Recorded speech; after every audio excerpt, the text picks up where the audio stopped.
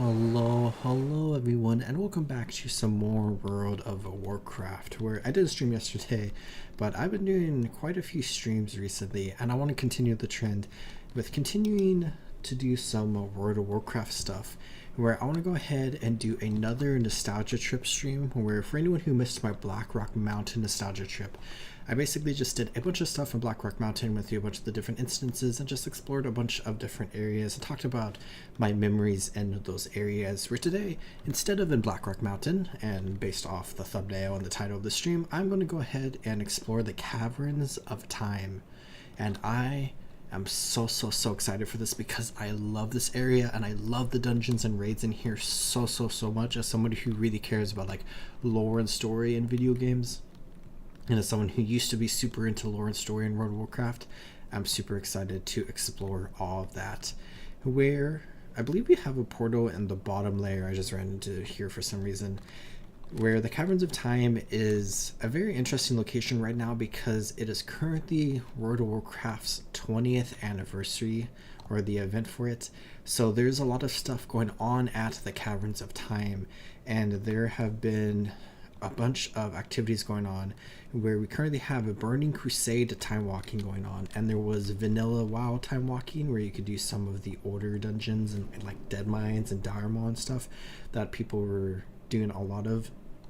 And now it's Burning Crusade, and some people think there'll be like Wrath Lich King next week or whatever, and we have the Warcraft Direct coming up pretty soon that is very interesting because they're not doing BlizzCon, but they're doing like a Direct that really focuses on Warcraft, because World of Warcraft and I guess to a lesser extent Warcraft Rumble are like the main things Blizzard have going on right now. So they're really just focusing on like the Warcraft IP for Blizzard, but there's just a ton of stuff here. I've actually not been here to see the event, so this is actually kind of interesting to see. Where I don't really care too much about the event specifically, and it looks like it's all just kind of slowly loading in for me, but there are like a bunch of old items and like tier 2 armor skins, and Ariok is here. Oh, this is cool. We just have a bunch of characters from all around the world. I think Ariok is dead, but John J. Keishan is here to Partos, Johnny Awesome of course. I don't know these people. Matthias Shaw is here. Oh, Leroy Jenkins. I'm going to assume he's selling chicken. Yes, he is.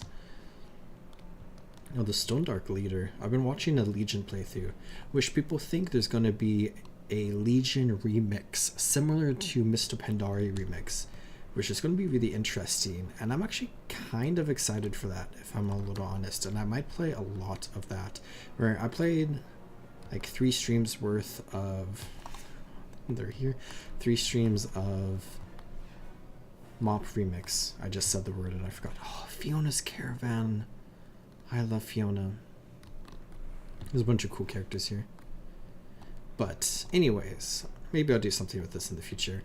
We want to go into the Caverns of Time, where this is such a cool area and I love this so much. But as we fly down here, we can see just a really unique and interesting area and environment where we have like the twisty nether that's like peeking through here, and we see basically different aspects of the world of Azeroth, like the ship and that tower or house or whatever, and those like Kaldori ruins and more ruins, and then another like part of a frame of a house. And as we come down here, I have been begging for this in Gilbert's too. We have an NPC right here which will show cinematics from like different eras of the game. So we have the Goblin intro cinematic right here, where this is basically when you leave Kazan and go to Echo Isles, which we saw 2 days ago when I was doing my Goblin stream. And like, I just really love having an NPC that will show you like most of the cinematics from like different aspects of the game. But we have the center of the Caverns of Time here, where there's a Doomwalker up in Tenaris that we can fight. That's part of the festival. But we can see here there are a ton of instances where the Caverns of Time existed in vanilla, and you could break your way in here in vanilla, but like, you know, it's like breaking the map and whatnot. Bless you to my fiance if she's watching. But there wasn't really any content in here, but we have, with the Burning Crusade, we have the Culling of Strathholm and the Black Morass introduced. Not the Culling of Strathholm. We have Old Hills, Proud Foothills, and the Black Morass introduced as dungeons. And then we have the Battle for Mount Hyjal, which is basically the final mission from the Doomwalkers doomwalking. The final mission from Warcraft 3 Reigns of Chaos, which is interesting. But then with Wrath of the Lich King, we got the Culling of Strathholm, which is like the Strathholm mission from Wrath of the Lich King. And then with Cataclysm, we got the Well of Eternity, End Time, and Hour of Twilight, which is very interesting to see as well. And then Dragon's Soul as the raid, where with Cataclysm going on right now, it's kind of fitting that we go ahead and explore some of the like Cataclysm dungeons and raids, since I've been doing a lot of that. But since Cataclysm, we got the area introduced in vanilla, and then we got stuff in Burning Crusade, stuff in Wrath, stuff in Cataclysm, and since then there hasn't been too much stuff except for like small changes here and there, where they added like the cinematics character back there, and now they're using this area as like the festival area for the 20th anniversary. There hasn't been any new instances added, where there was like one instance added in Dragonflight that's kind of similar to this, but it's not like located in the Caverns of Time. So let's go ahead and start with maybe the most boring of them all, the Black Morass, so we can get this one out of the way. This is from the Burning Crusade, of course, and this is going to be very similar to Violet Hold, which I did a long time ago. Let's go ahead, hop on my chicken. He says, stop, do not go any further, mortal. You are ill prepared to face the forces of the infinite Dragonflight. Where we can chat with him, and I'm not sure.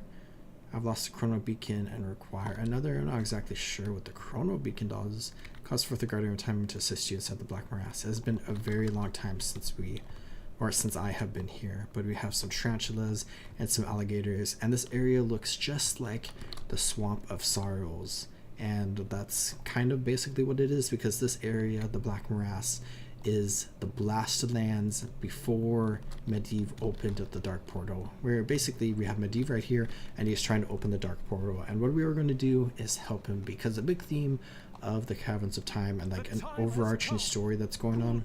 Order your warlocks to double their efforts. Moments from now, the gateway will open, and your horde will be released upon this ripe, unsuspecting world. There is the Infinite Dragonflight, which we can see right here, and they are basically kind of like a twisted version of the Bronze Dragonflight. And what they are doing is to basically try to change history, and we are going to prevent them from changing history, because we want history to play out as it is supposed to play out, because it led to this point and whatnot. So let's go ahead and fight every single one of these enemies, and I can loot them, and I'm getting a ton of reputation. Where if you come to the Burning Crusade, we have Keepers of Time, which I'm actually revered with, so I have not maxed out that reputation. But then we also have the Scale of the Sands, which is for the raid, so we'll gain some reputation with that. But if you currently look at our buffs, we have plus 10% rep from WoW's anniversary, and then Burning Crusade reputations are increased by 50% right now because of the anniversary event, so that's 60%. And yeah, so we're currently getting plus 60% reputation right now, which is very nice. So if you're trying to earn some Burning Crusade reputation, this is a good time to go out and do some of that if you need to do like Netherwing or whatever. And if you need to do any reputations, I guess right now is also a nice time because of the buff. But there's also like,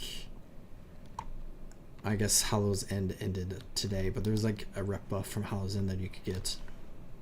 But also, if you noticed, we are currently a human, so we've been transformed into a human because it makes more sense for Medivh to have humans around here.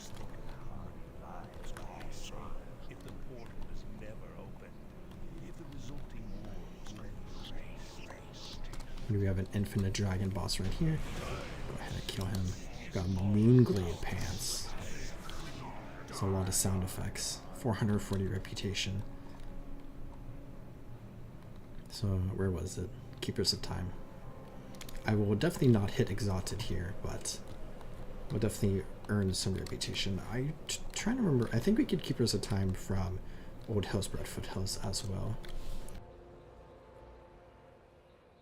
Which I think my two favorite dungeons are in Caverns of Time are Hillsborough Foothills and then the Cooling of Strathholm. Where the Cataclysm dungeons are pretty cool, but you know, they came around Cataclysm time and I wasn't like super into like stuff like this lore story going on at that specific point of World of Warcraft. I'm noticing it's just like one enemy coming out of every portal. Where when we get to Mount Hyjal, the battle for Mount Hyjal, we're going to see a ton of enemies that are going to be attacking us in waves similar to this, but slightly different.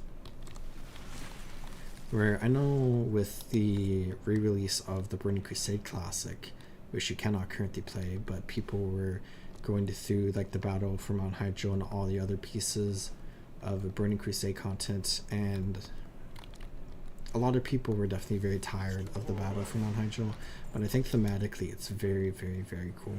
And I think it's fun to see like pieces of content from like Warcraft 3 introduced into the game with like the Cooling of Strathholm kind of, and then with the battle for Mount Hyjal, like that's a lot more like one-to-one accurate.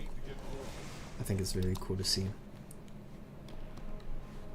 I don't think there's anything that's like really like Warcraft 1 or Warcraft 2 that are like specifically pieces of content, but like Warcraft 3 was definitely like the biggest of the three and like directly led into World of Warcraft. I think we're gonna have another boss come out of a portal.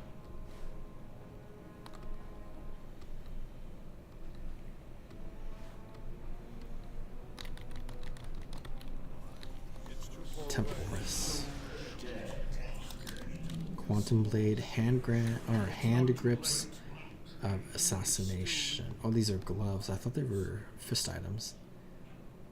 They're kind of cool looking. They have like hidden blades. Got Quantum Blade, which looks pretty cool. Is this a two-handed? Oh, it is a two-handed. I thought it was a one-handed. So we killed Chronolord Diha, and then Temporis. So now we need to wait for Aeolus. How we pronounce that? Magical, mystical dragon names.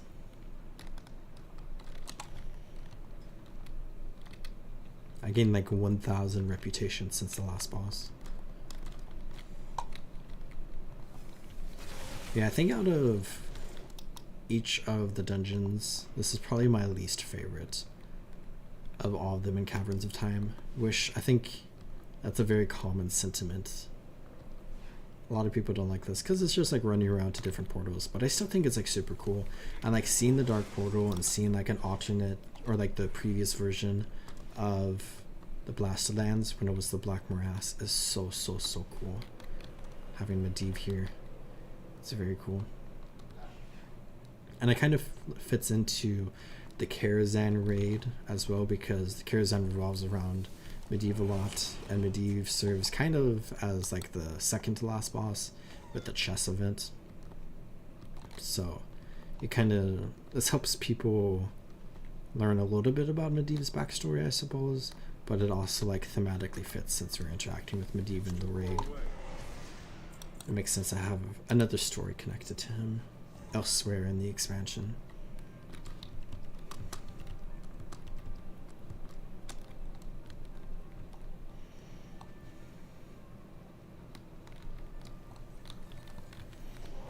Okay, now we just have the final boss. And then of course, right after this, the Horde swarms into Azeroth, overtakes Stormwind. Garona half-orc and kills Keenlane. And the events of Warcraft 2 and Warcraft 3 follow.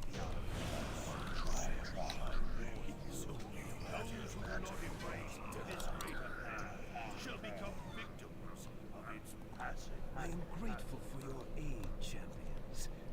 Now, Gul'dan's horde will sweep across this world like a locust swarm. And all my designs, all my carefully laid plans will at last fall into place. Which, of course, Medivh was corrupted by Sargeras. You can see Shadow Council enforcers swarming in. I forget how much roleplay there is right here. Orcs of the Horde, this portal is the gateway to your new destiny. Azeroth lies before you, ripe for the taking.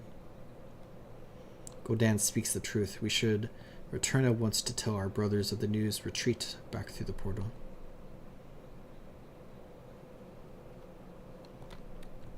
And then they come and destroy everything. Let's go back to the entrance. I got Cow of the Guiltless. That's very cool looking. It's like a blue version of like the rogue helmet. Girdle of Valorous Deeds. It's a built item. But I really kind of like how the Caverns of Time like comes into the map and it just like blends right here.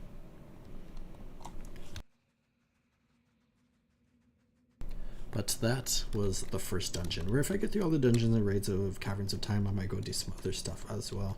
Just depends how long it takes and how much energy I have as it gets late. It's pretty early right now. Let's get on to the rocket. And is there a merchant in the center here that I should just sell to consistently after every run?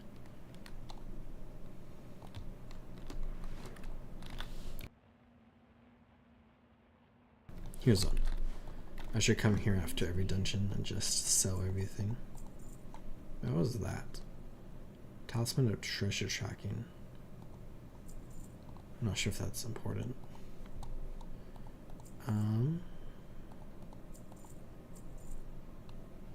Should I save the cloth? Sell it for a little bit of money.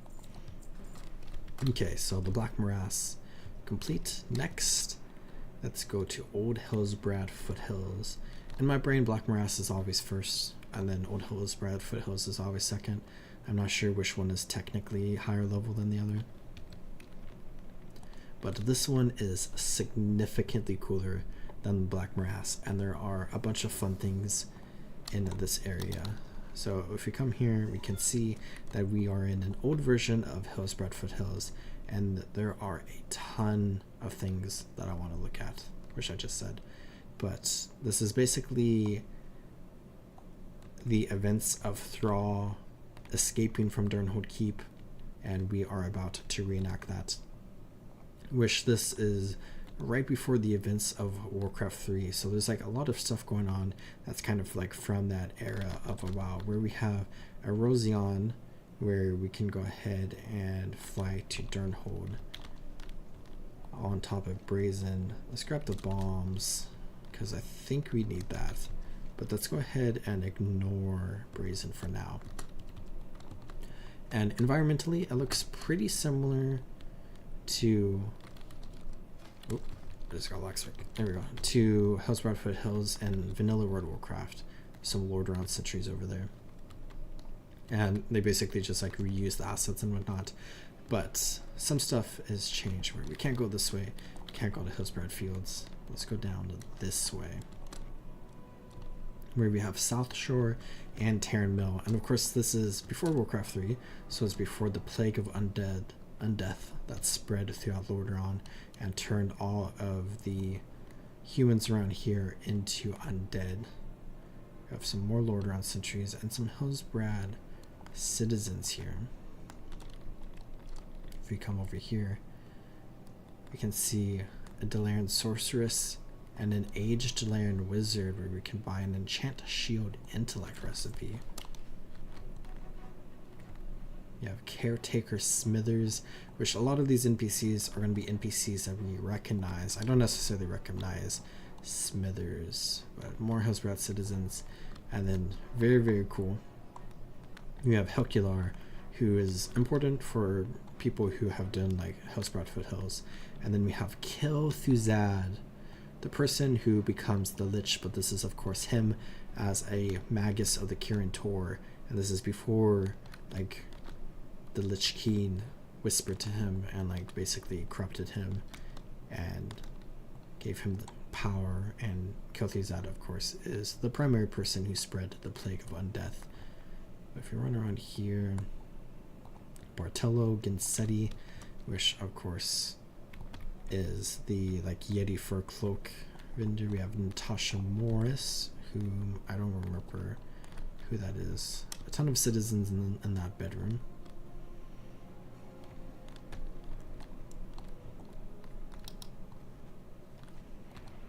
I really like all the different models of humans that we can find around here.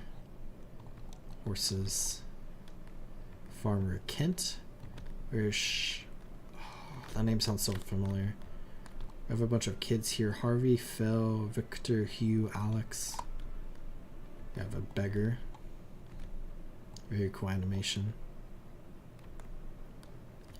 We have Zixel and Overwatch Mark 0, which this is a merchant that we see in Hell's Breath House with Overwatch Mark something else.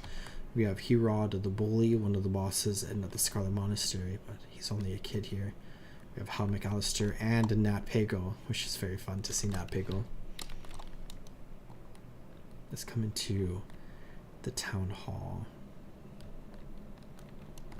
Is there anyone in here? Oh, Nathanos Maris is here. Of course, the person who becomes Nathanos Blightcaller, champion of the Banshee Queen. Rayleigh the True.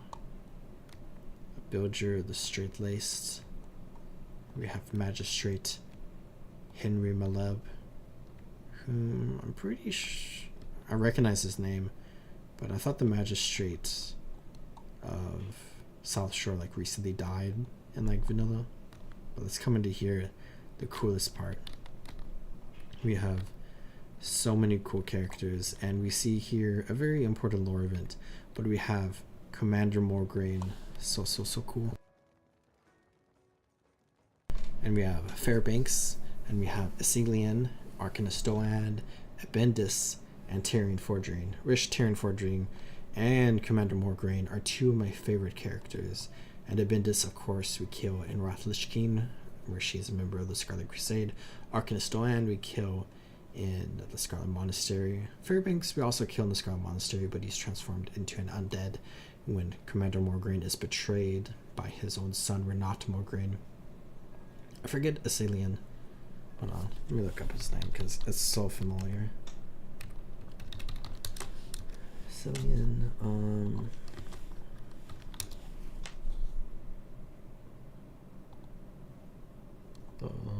where is it? Grand Inquisitor Ancilian in the Western Plaguelands. So you fight him at Bardenhold Keep.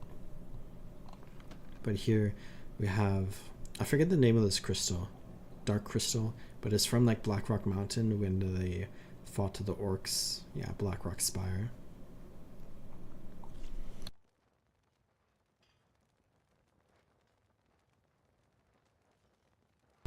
From the Orcish homeworld.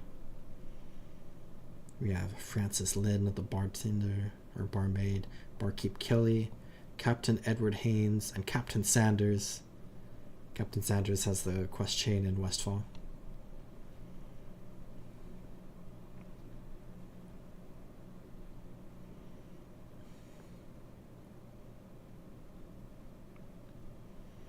Can good exist without evil? Can there be light without dark?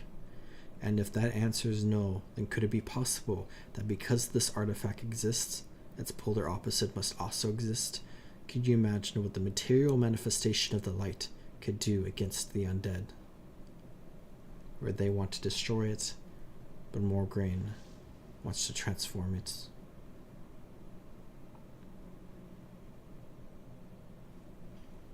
And as Asilian struck it with holy light, the artifact consumed the light. Tyrion Fordring just yells, "Impossible!"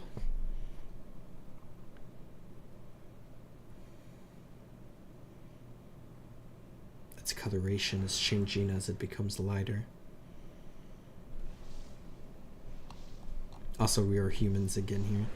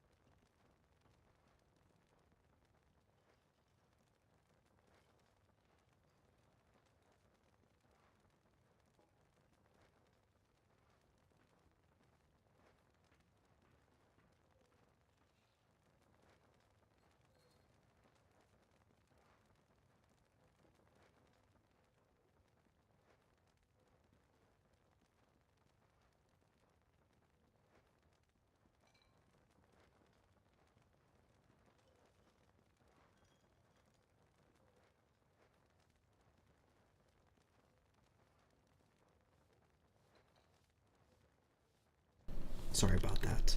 The Ashbringer, one of the coolest weapons in World of Warcraft. Hellsbrad citizens, a middle-aged Hellsbrad citizen, Chef Justin, specialty meat and slop. Can get his special slop.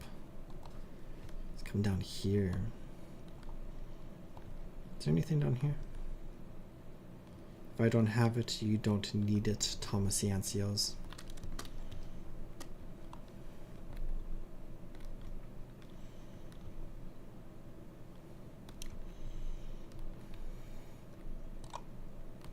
Stalvin Mistmantle. Very important character from Duskwood. We have Talon, Tyrion Fordring's son, I believe. Fen Audelic, very familiar sounding name. I forget where he's from.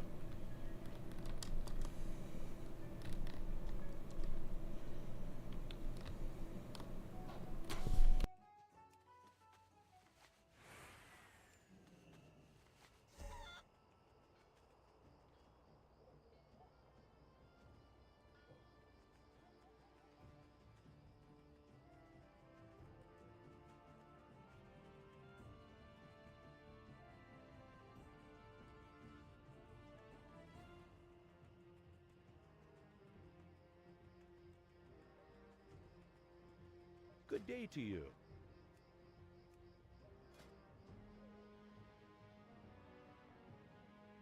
This is all the starting gear for all the different classes.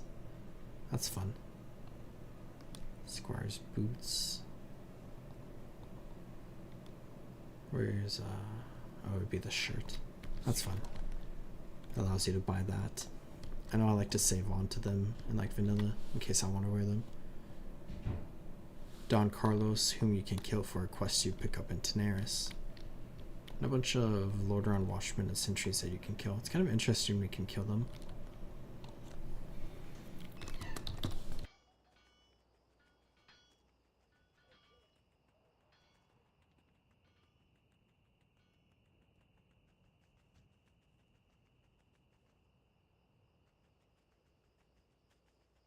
We have Terran Mill lookouts who will attack us on sight, and Terran Mill peasants.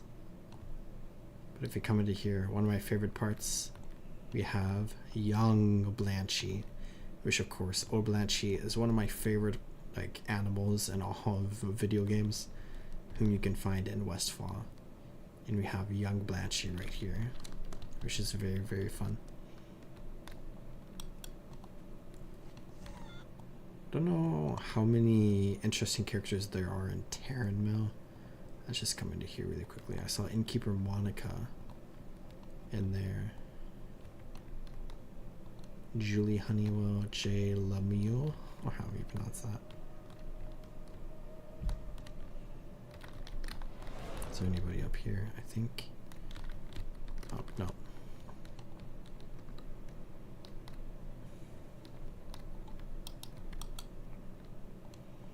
But I think that's all of the big things where now we can go ahead into the dungeon proper, where we will be coming back to Terran Mill.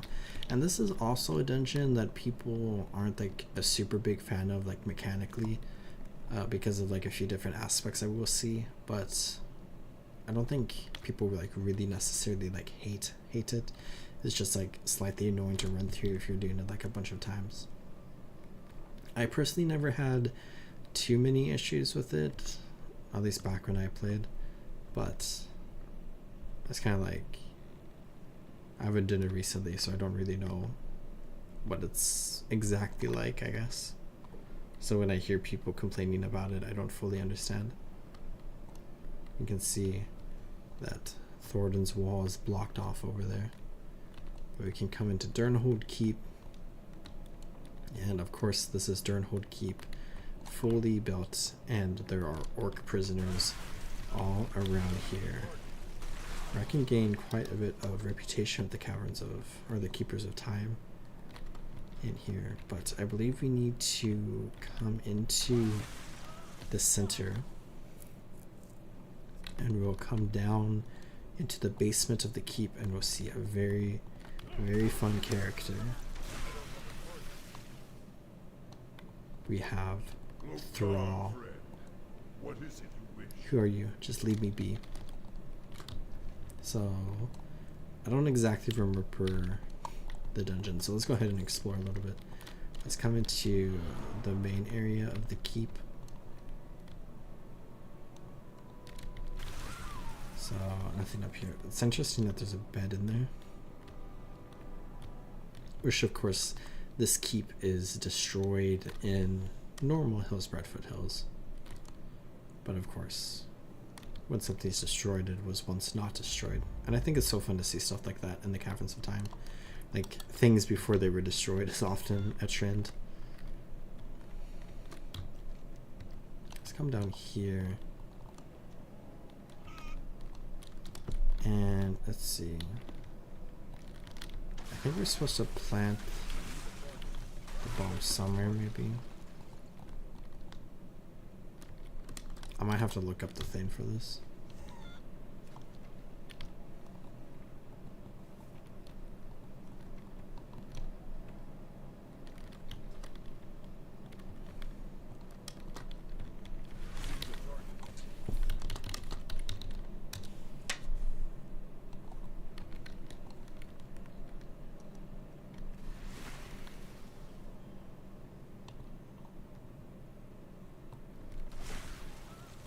Okay, we have to click the barrels inside of the lodges.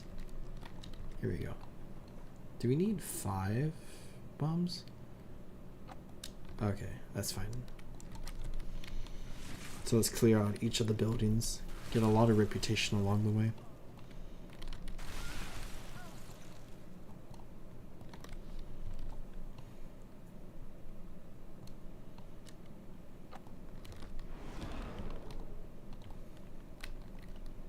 It's fun to see like the lethargy of the orcs, because that's like an important concept of like this era of Warcraft.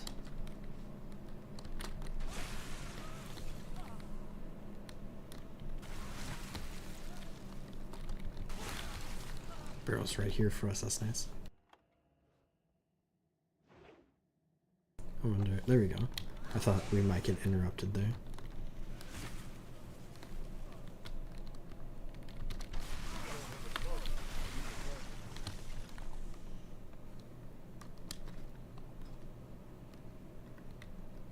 Oh, I interrupted myself. So thirsty. It's kind of sad that like Antonidas was wanting to like make a cure, but then he was kind of blocked by the rest of the leaders of the Alliance.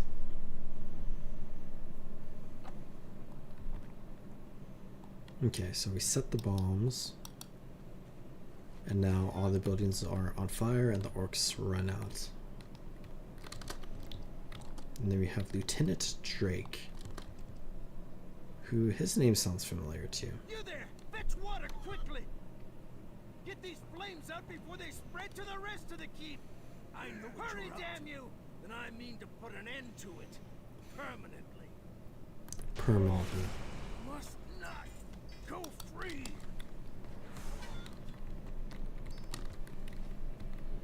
So now I think we can go to Thrall. And then we have to escort him all the way to Tarn Mill, which is the thing that people don't like too much. But we don't fight Blackmore in this dungeon. Loktar, friend. Let's go What Thrall. is it you wish? Very well then. Let's go.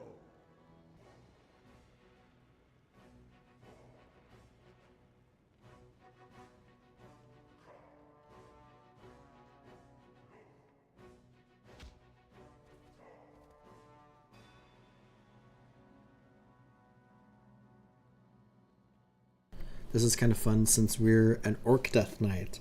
This is kind of like the leader of us. And we can see his beginnings here. Right after he escapes from Durnhold. Like right after that is kind of like... Or not right after that, because there's the whole him like finding about his like heritage and then finding Doomhammer. But after that, we see the events of Warcraft 3 starting. Let's just run ahead of Thrall and clear some of these groups.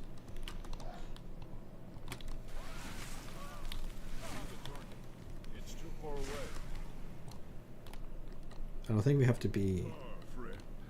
What very is it close you to him, wish? but we will have the second boss that appears like up here. You see Captain Scarlock.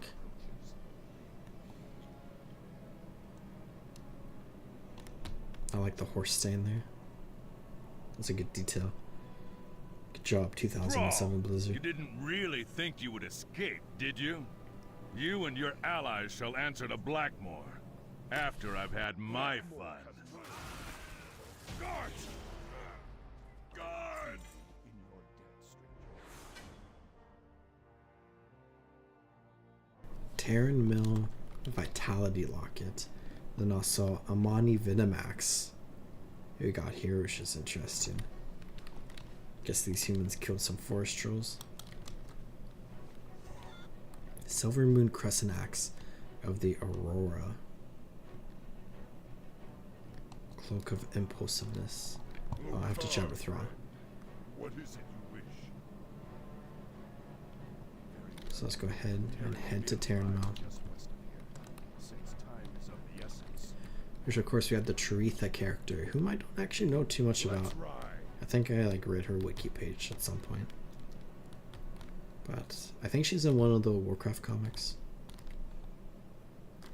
But this is the big part of the dungeon that people don't really like. And I don't think we can follow, yeah. But Thrall is just going to ride all the way to Terran Mill. And we're just going to follow along with him. And this is basically like the next like 3 minutes of the dungeon. Did we fight the Watchmen along the way? I wonder if they give rep. They give no rep, but Thrall does go for them.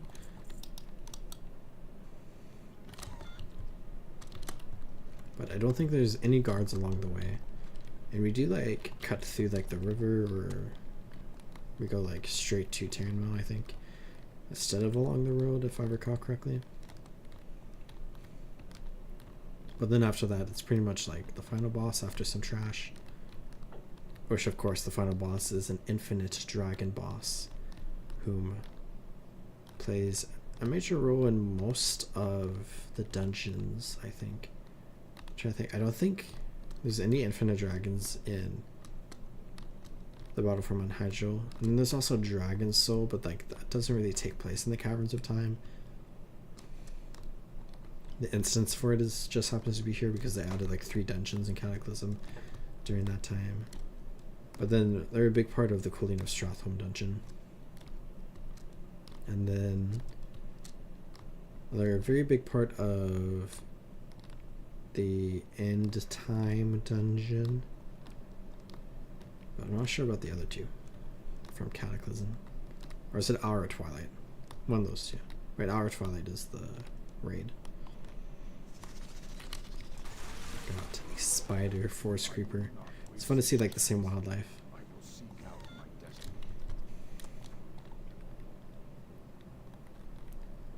Startles the horse with a fierce yell.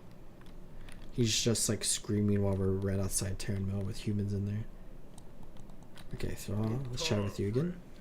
What is it you wish? And let's continue walking towards Terran Mill. I love the apple orchard here. Are we going here? I forget what happens in here.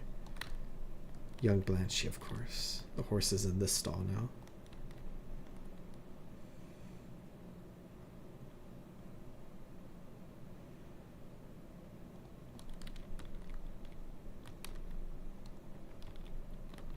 Terran Mill lookouts and protectors.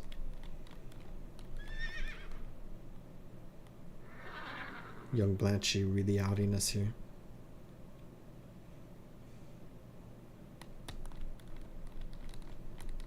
I don't know if they want to come into the barn. Can kill them.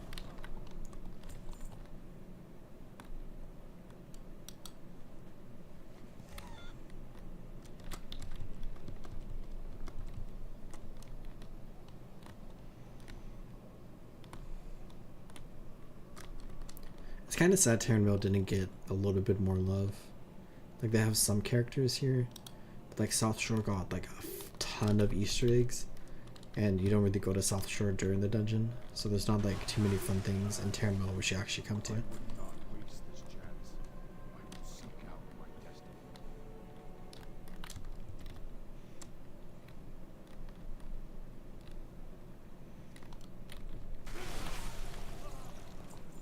Here we have Taretha, Shadow Prison, encased by a powerful temporal force.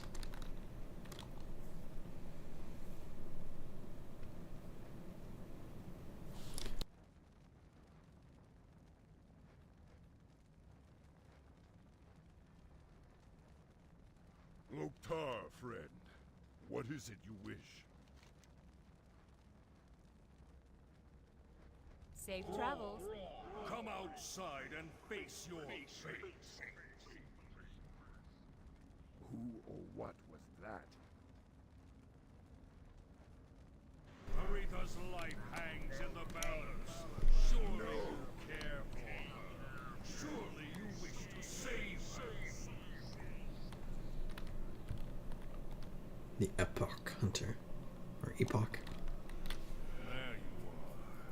I had hoped to accomplish this with a bit of subtlety, but I suppose direct confrontation was inevitable. Your future thrall must not come to pass. And soon, you and your troublesome friends must die.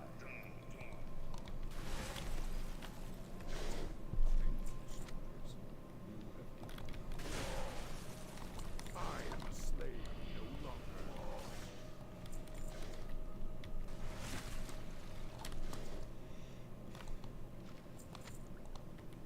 Maybe I should run this dungeon a bunch to get exalted before the Burning Crusade time walking moves on.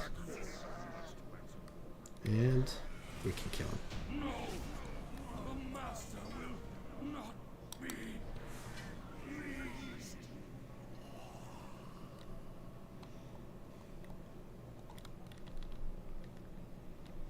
I'm glad you're safe, Taretha. None of this would have happened or have been possible without your friends. They made all of this happen. After all, I've never met these people before in my life. And who are these people? I believe I can explain everything to you if you give me a moment of your time. Hello. Loktar, friend. That spell should wipe their memories of us and what just happened. All they should remember now is what reality would be like without the attempted temporal interference. Well done. Thrall will journey on to find his destiny, and Taretha, her fate is regrettably unavoidable. Where I believe Blackmore like kidnaps Taretha and like cuts off her head and like throws it at Thrall or whatever. Which is a little bit of an intense story. Aged Delaran Wizard. Let's go ahead and go back to the entrance because that was Old Hills, Broadfoot Hills, which I just love all the Easter eggs around here. Oh, there's like some NPCs over here too. Jonathan Reva and Jerry Carter and some peasants in here. Some sentries up here. Which, in the Burning Crusade, with the introduction of Caverns of Time, there were 2 dungeons, and then there's a raid, so we can go do the raid next. Nobody cool up here. Fortunately for us, the entrance is pretty close to Terran Mill, where we ran all the way to Durnhold Keep, but we could ride atop Brazen to basically just get straight over there.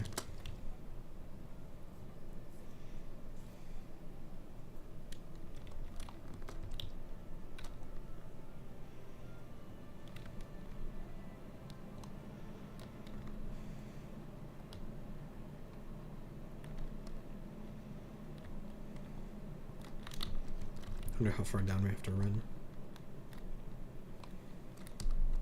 We were just here, but I already forgot. But I just love like the environment of the Caverns of Time. It just looks super cool. And I like how each of the areas are kind of decorated around like the themes of the dungeon, which we'll see in a moment.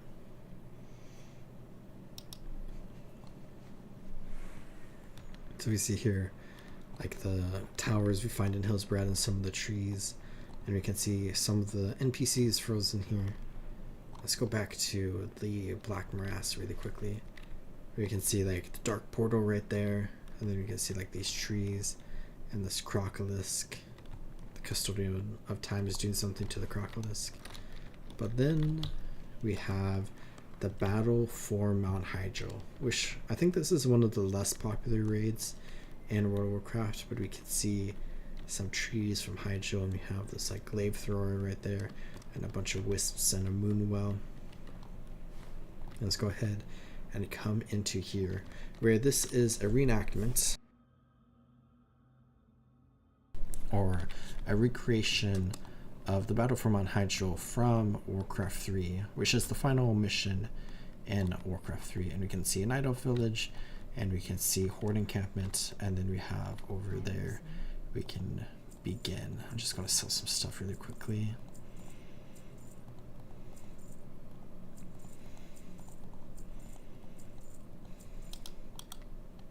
Is this just promo nether self or anything? Keeper of Lost Artifacts. Which of course we have the Scale of the Sands reputation, which is connected to the raid, and then we have the Keepers of Time, which is connected to the dungeons. Let's go ahead and run through here, where we are at the Alliance space, which, if you know anything about Warcraft 3, the leader of the Alliance in the Reign of Chaos campaign during this time, during the Battle for Mount Hydro, is none other than Lady Jaina Proudmoore.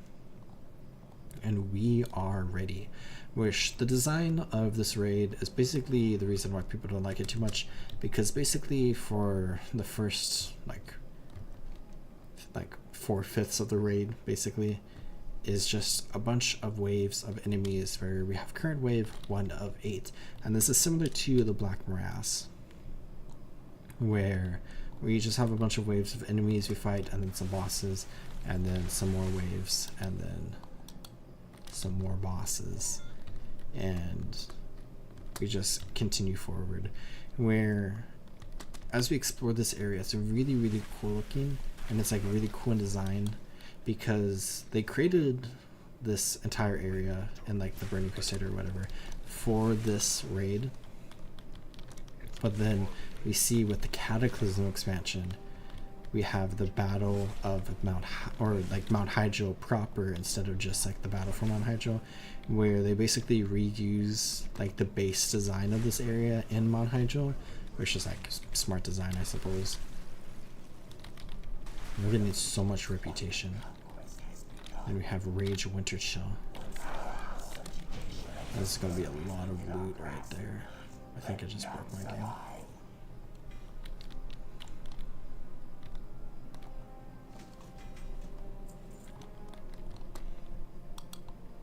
Right, we might have to go talk to Jaina really quickly, but you can see as we run through this area, there might be some stuff that you recognize from when I was exploring Hydro on stream.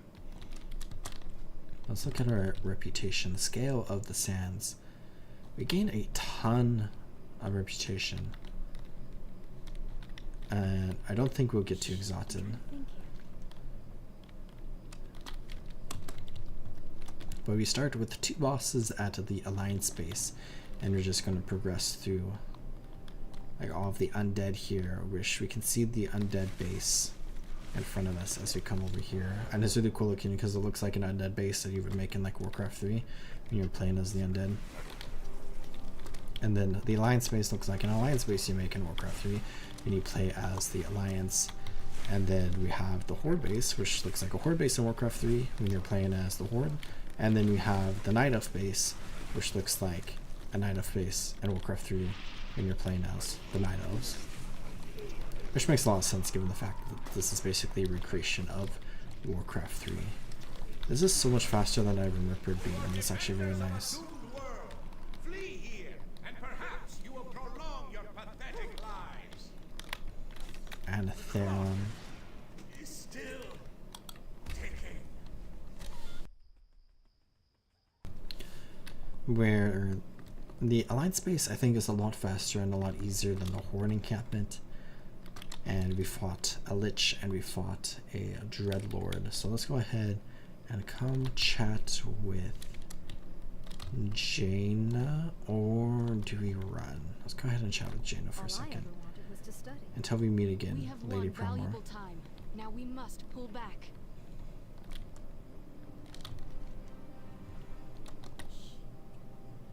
She won't teleport. So a big thing about the Battle of Mount Hyjal is that you're basically defending Nordrassil, and you're playing as three different, like all three of the factions against like the undead, and you basically have like the alliance base that is like the first line of defense, and like no matter what you do, the alliance base is going to be eventually overrun. And then you have the horde base, which these people give reputation. Actually, is this a way to get like a bunch of rep?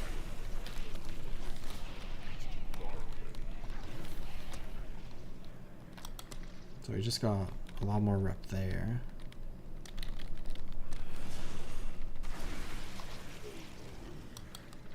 That's fun. Let's come over here because I think we can peek inside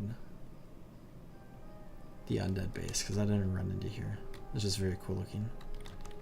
You do have abominations who do not give rep. But we got necromancers with the necropolises, whatnot. There's crypts. I think that's a slaughterhouse. And I think we could have been teleported with the Jaina, but I wanted to run to the horde encampment because it's just like a cool, really cool area. It is like nighttime right now, which I feel like fits like the theme of the raid. But of course, I like daytime environments in games because I think like the lighting of the sun makes games look cooler. Let's go ahead and run this way.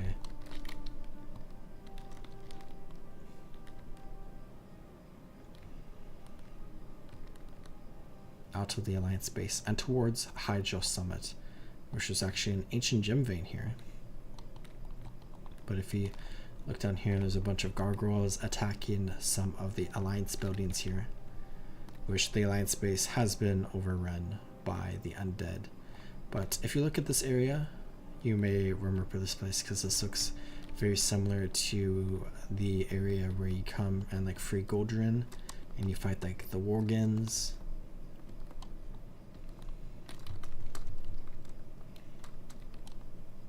Where this area is where you fight like Baron Geddon and Hyjal, and then we have like the Barrow Dens that are like over here, and then of course Nordrassil itself, where of course it changed a lot, but they used this as like a base for creating the open world map in Cataclysm.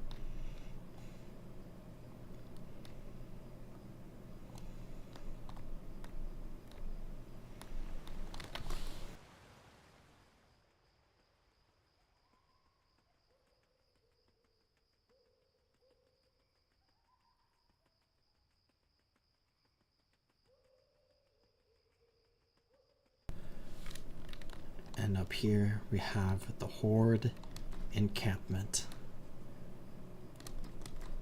Again, like 6,000 reputation from the first part.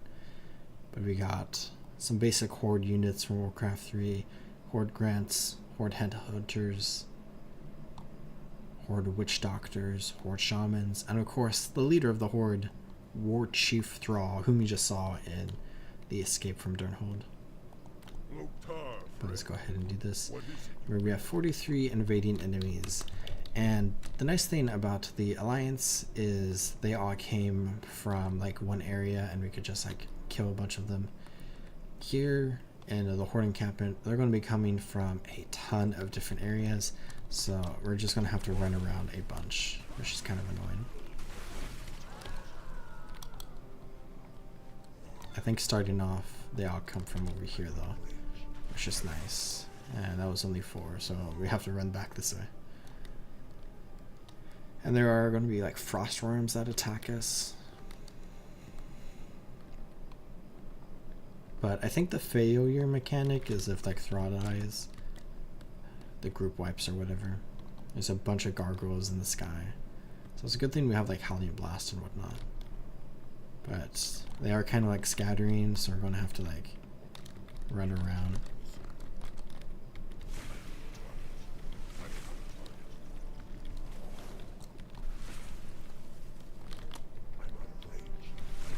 I like all the horde buildings too. I've been wanting to replay Warcraft 3. I might like save that feeling and like play it in a Let's Play series in like several years or something.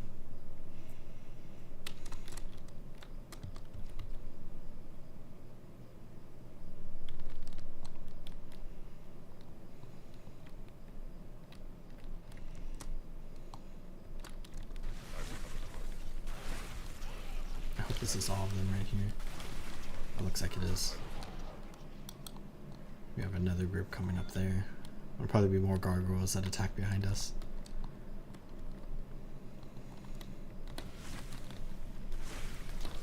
Yeah, basically this gameplay a lot of people don't enjoy. And I think this is the least popular raid from the Burning Crusade. I think it's like so cool, but I definitely understand like mechanically why it's kind of annoying, but I don't mind the mechanics too much. And I think it's made up by just like, I really love like when games recreate like events and like missions and whatnot from previous games.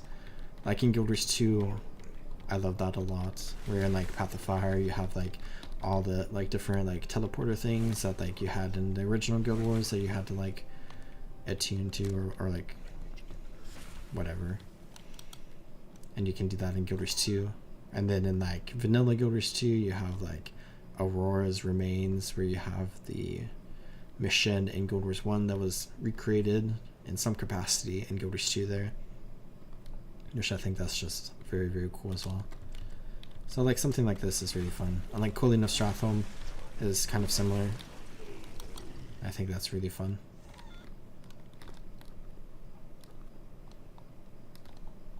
Here's our first Frostworm. See if it can come over here and snipe it. There we go. The nice thing about doing this in retail World of Warcraft is we're so powerful and you just one-shot everything. Because I don't really care too much about the challenge right now. I'm just here to reminisce. Gargoyles. Thraw and all those orcs are attacking those two gargoyles, but I don't think they do too much damage. Or they're actually contributing. But of course you have to be careful of Thraw dying, which should not be an issue, and I don't think I've ever have seen Thraw die. At least with me doing it. I didn't do it in the Burning Crusade Classic. So I've only ever done it when it's like scaled up super high. Because I don't really remember doing any dungeons during original Burning Crusade, and it wasn't until like I played during the original Burning Crusade, but it wasn't until Wrath of the Lich King that I played like any dungeons or raids. But I remember like watching my mom do old Hills Broadfoot Hills and being on like Ventrilo or whatever. I thought that was like very interesting and crazy, like communicating with random people in 2007.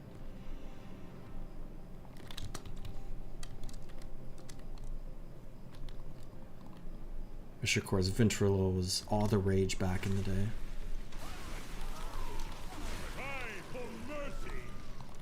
Kaz Rogar.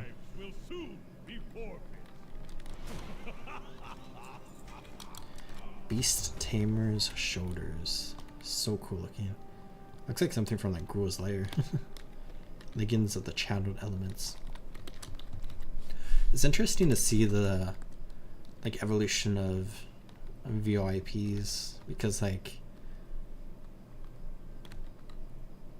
back in the day it was like Ventrilo was like the biggest for like games, like World of Warcraft specifically, and then it became like TeamSpeak was like the main thing, but TeamSpeak was only used for like games, and then Skype became like really popular at like the same time, and that was very popular for like not games, like everything in like real life and whatnot.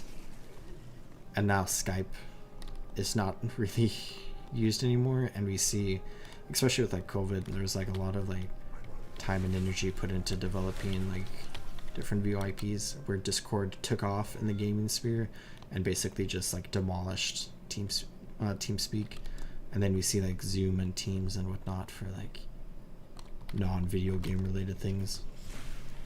I think a lot of people use Discord for like other things besides gaming, of course, like any hobby. Pretty sure like every high school in the country probably has a Discord group that students made. There's multiple Discord groups for my college, which is interesting. But in college we also have like a group me or whatever, which is like very popular.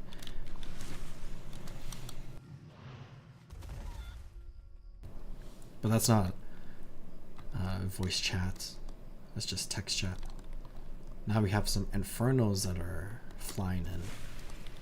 And we can see this definitely takes a lot longer than the human side of things, because we just like went up to the gate of the undead fortress and we just killed wave after wave after wave like really quickly. Where here it's a little bit slower and we have to run around because they're all scattered.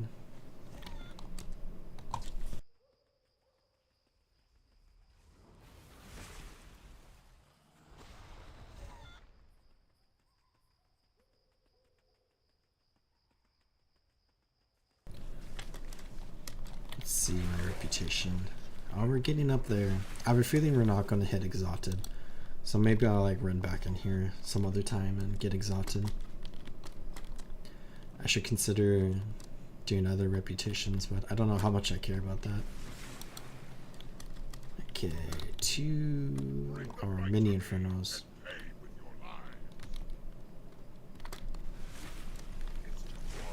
Like I said, enemies remaining, or invading enemies, but they just keep coming. I think that's the rest of this group. So there's one up there, and then there's 4 right here.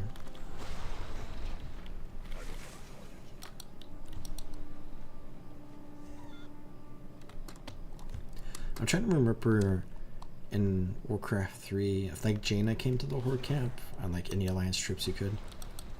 But we don't see that here. We don't see Jaina helping out. It's just Thrall.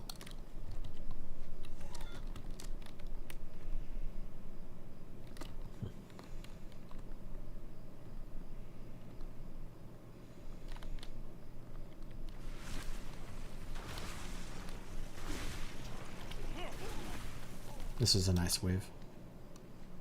All of them are right here. So is this another wave of the mobbing right here? Oh, what a nice wave. I think this wave has infernos coming.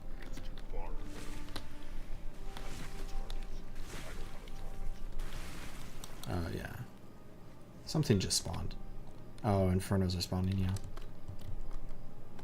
But after this, we have the 4th boss, As Galore.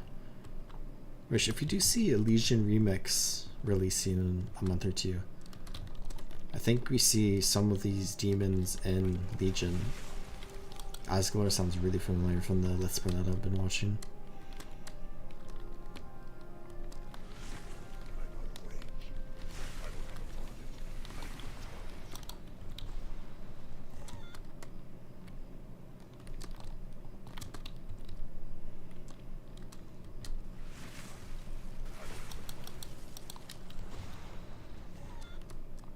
Okay, wave 8. Oh, I guess there's one more wave. The boss doesn't count as a wave. Are they all right here? Is this going to be super nice? Abandon all hope. The Legion has returned to finish what was begun. Sour tires is almost. This time, there will be no escape. Tons of voice lines.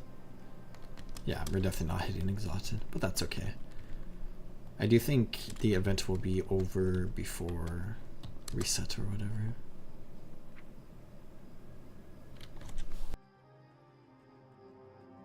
All of your efforts have been in vain, for the draining of the world tree has already begun. Soon, the heart of your world will beat no Which I think this is a really fun raid to have in the Burning Crusade, because we have like the three leaders of the Eridar being Villain, Archimonde, and Kil'jaeden, and having Archimonde as a boss here is really cool because Archimonde died in Warcraft 3, but like not fully died because like the twisting and other stuff or whatever. But we fight him here, and then we fight Kil'jaeden in the Sunwell, but we don't kill him, of course. We just like drive him back. So it's cool that we fight both Archimonde and Kil'jaeden in like the same expansion. And then of course Villain is an ally, even though his name is Villain. Villain. I don't know how you pronounce it. That's around the long way around instead of dropping down like everybody does. But we got some Night Elf buildings, Night Elf Ancients of Lore, and of course Tyrande Whisperwind. The goddess gives me strength. Got Tears of the Goddess briefly slows falling speed because I think Archimonde throws you up in the air as a mechanic, but we'll probably just one-shot him. And I don't think Shandor Storm Rage is here. Malfurion Storm Rage. It's cool to see all these buildings, and of course Nordercell itself, which we see kind of like a renewed Nordercell in Cataclysm. I call there's just like a dock down there and like this pseudo well of eternity. I wonder what eating a fish out of like such powerful magical water like does to you. But we have Archimonde, whom we can kill, and we don't have like a bunch of wisps that like come and swarm him as he's like clinging onto the tree like in the Night Elf cinematic in Warcraft 3, but we can go ahead and kill him. Your resistance is insignificant. And probably one shot. I guess we do have a little bit of thing where, wow, that was so red, but now the ancient wisps are coming. I guess you have to like heal through this or whatever, and the wisp will swarm him. It was very interesting looking. You're just killing a bunch of the wisps, but there's like so many of them.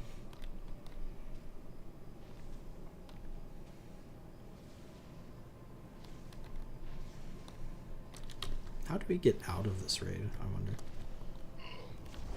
There we go. Tempest of Chaos. That's very cool looking.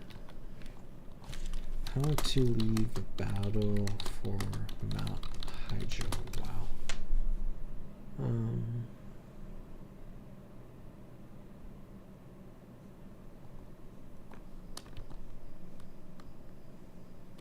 We're supposed to jump off the cliff and die.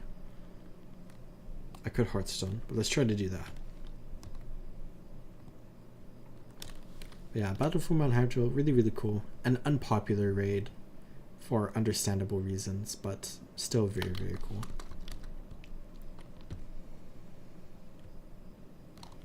Let's come into our adventure guide, because we have Traveler's Log. And I guess I've just got into 550. We can get some reputation here. We have the Burning Crusade. We have some different things. We defeated raid bosses. We can do time walking dungeons. Is this high enough? There we go. Release Spirit. And we're back at the entrance. How nice. So that is the Caverns of Times during the Burning Crusade. So now we can move on to Wrath Lich King. Or still Doomwalker, world boss from the Burning Crusade. But let's come over towards the merchant really quickly because I should sell this stuff. Clear up some inventory space. Hello. Let's sell odd chuck items. And then I don't know if any of this would sell for like any amount of more gold. I'm getting a lot of netherweave cloth. But now, next is Wrath of the Lich King, where we have the Culling of Stratholme, which is another recreation of a Warcraft 3 mission. And we can see we have the human city of Stratholme here, with some humans around here. And we can go ahead and enter this dungeon, which I remember back in the day was a very, very, very, very, very popular dungeon, and I love it a lot. But I saw a lot of people really hated this dungeon in Wrath of the King Classic for whatever reason. It was like a massive like switch in like players like attitude towards this dungeon with the classic version of Wrath of the King, which I found really interesting. But let's go ahead and come up here where we will have Chromie, whom we can chat with. And we can go ahead and skip ahead, but I don't want to skip ahead, but we can ask about this, which you can like read through if you want to pause. But we can go ahead and try to reveal some plague crates where we have Michael Belfast here, Malcorix, Brian Stoutmantle, very cool, Heartsinger Forstchen, Ezra Grimm, Footman James, Footman Maxwell, which of course similar to the what's it called, Old Hills Bradford Hills. There's a ton of lore characters here that are very cool. Carlin Redpath, Marlene Redpath, Postmaster Malone, whom some people like to believe Post Malone named himself after, but this is a reference to the one basketball player or whatever. We have Pamela Redpath with her doll, and we have Joseph Redpath. So the entire Redpath family hanging out, which of course we know what happens to them. Because of this dungeon, we'll see some of. We have Silvio Pirelli, Sergeant Morgan, but we should use this Arcane Disruptor and reveal Plague to Grain. We have Arian and Duke, Brock Thriss, Roger Owens. That's like another basketball player, isn't it? Not sure.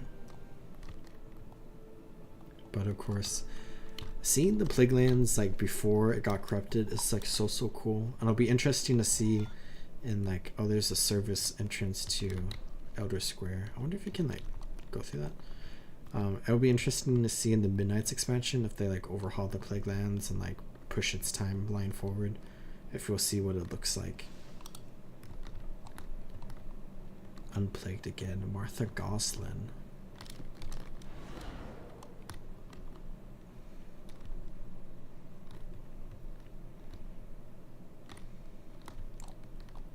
Jenna Anderson. I don't think I missed any plagued crates. Up here. Should be one more. Bartleby Batson.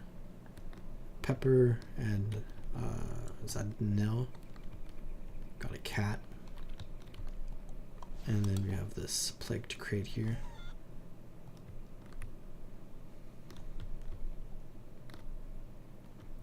All soldiers of Lordaeron should immediately report to the entrance of Stratholme and await further orders from Prince Arthas.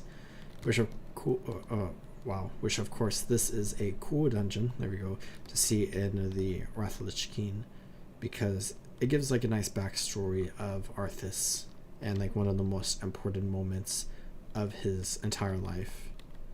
I wonder if there's a horse in here. Nope.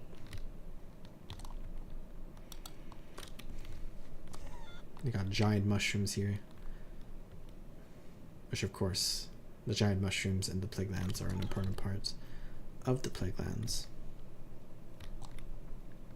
And we have Chromie, and now we have a bunch of members of Lordaeron. And we can go ahead and join with Arthas, and we can see Uther the Lightbringer with his Knights of the Silver Hand, and Jaina Proudmoore somewhere, and then we have Arthas, Prince of Lordaeron.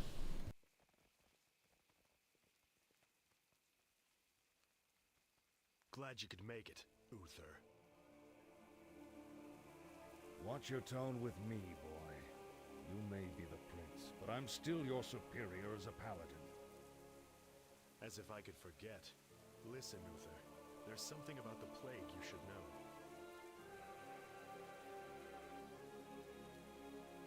Oh no. We're too late. These people have all been infected. They may look fine now, but it's just a matter of time before they turn into the What? undead.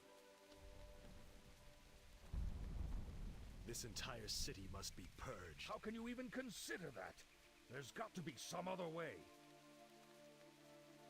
Damn it, Uther. As your future king, I order you to purge this city. You are not my king yet, boy. Nor would I obey that command even if you were. Then I must consider this an act of treason.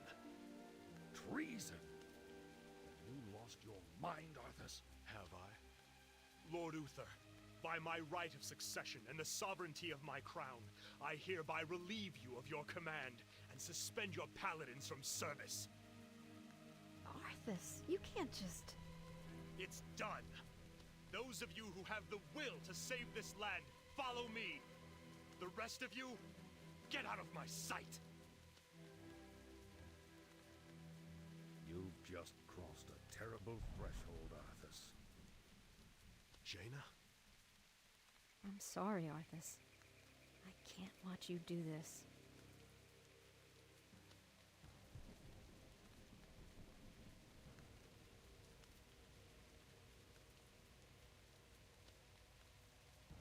Wish this is a recreation of the cutscene from Warcraft 3, which I think is really cool. And I think it uses the voice lines from that cutscene. Take position here, and I will lead a small force inside Stratholme to begin the culling. We must contain and purge the infected for the sake of all of Lordaeron.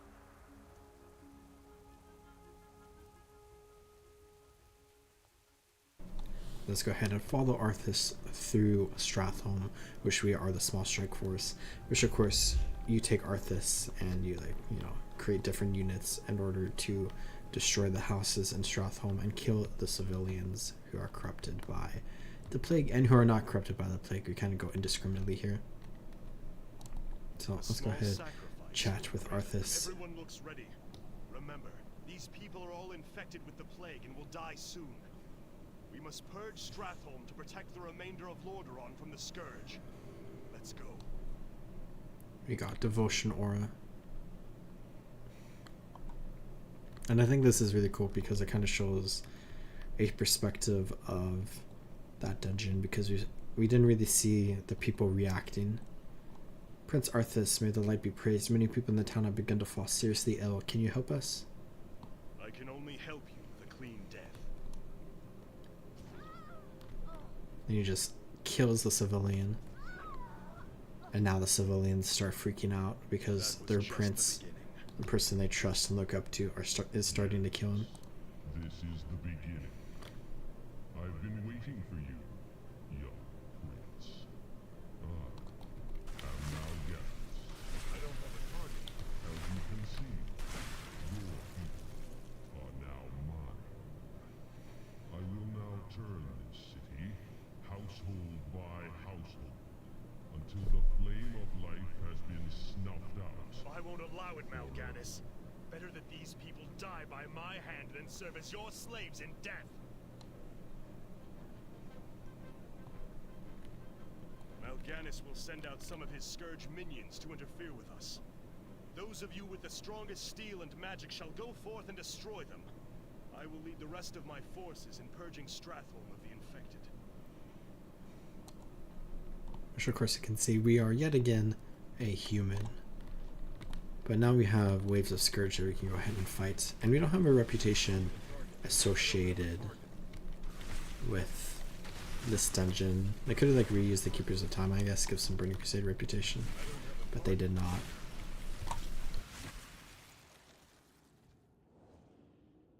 Which of course this looks just like Stratholme, the dungeon in vanilla. But very cool looking because Stratholme and vanilla is on fire, where this is right before it's set into eternal fire.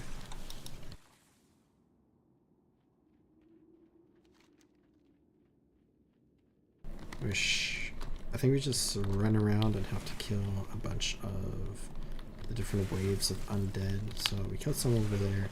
Let's come this way. We have Chronoloord Epoch, whom we fight again in this dungeon. He returns. I like how we were turned into like humans, because like it would be weird if there was an orc running around Stratholme killing all the humans alongside Prince Arthas, because it was humans and some high elves at the time that did that. It'd be interesting if you were a blood elf character, if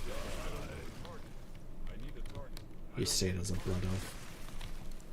Here's Meathook, the first boss. And now we're gonna do the same thing again. Which maybe this is something that like people don't like, but I don't know. This type of wave thing is like not super annoying from like a gameplay perspective. It's kind of annoying if you're like trying to like rush through it, I guess, because you have to like run around and find different waves. There might be like set spawns, so if you just like know the spawns and go to them. It's like in Ascalonian Catacombs in Guild Wars 2, and the Gravelings like encounter in like, is it Path 2? Path 3? I forget. But there's like the room with the Asuran that you go with, where there's like 30 Graveling burrows that like spawn. They spawn in a set order. So if you know the order, you can like be right at it when it spawns and just like instantly kill it and like not have to worry at all. It's too far away. I need a target. I think you have to go to Town Hall.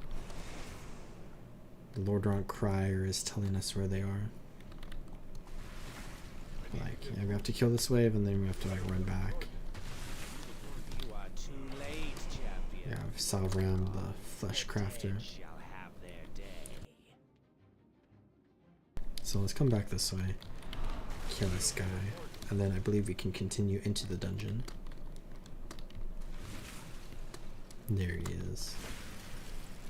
I love the Wrathlish King. I like fighting undead. I think fighting undead in general is like really fun in like video games, except maybe like classic zombie games, or maybe a little boring sometimes. Just because I played a lot of them. There we go. Freshly sown liggins. It says ew. Definitely gross. So now we can meet Arthas in the town hall. So let's go ahead and go this way. Where so far we've just been fighting the undead and we've been kind of like reenacting the Coaling of Stratholme from Warcraft 3. But now we'll have some of that infinite dragonflight stories that we see with the Caverns of Time going on. But I love how many details there are with like all the different buildings, of course. And it's just like, you know, it's a really nice recreation of Stratholme. We have an infinite corruptor over there, but let's go ahead and escort Arthas this way, where we are going to continue coaling Stratholme. But these citizens are not the citizens that we saw earlier. Yes, I'm glad I could get to you before the plague. Ganis Oh, will pay there's a for zombie this. that's just running. What is this sorcery? And now we have the infinite dragonflight whom we can fight. There we go. We have like a kitchen back here that looks cool. It's a fun detail. I don't think this interior existed. Ganis appears to have more than Scourge in his arsenal. We should make haste.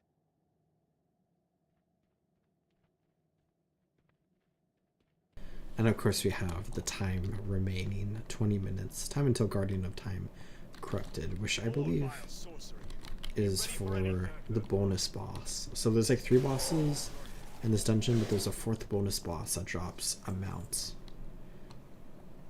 And you have to get to that boss in time in order to get the mount. I always thought this building was cool when you like come through this building. Mostly because it's like not part of Stratholme, the dungeon. They have us surrounded in this hall. I can't attack them.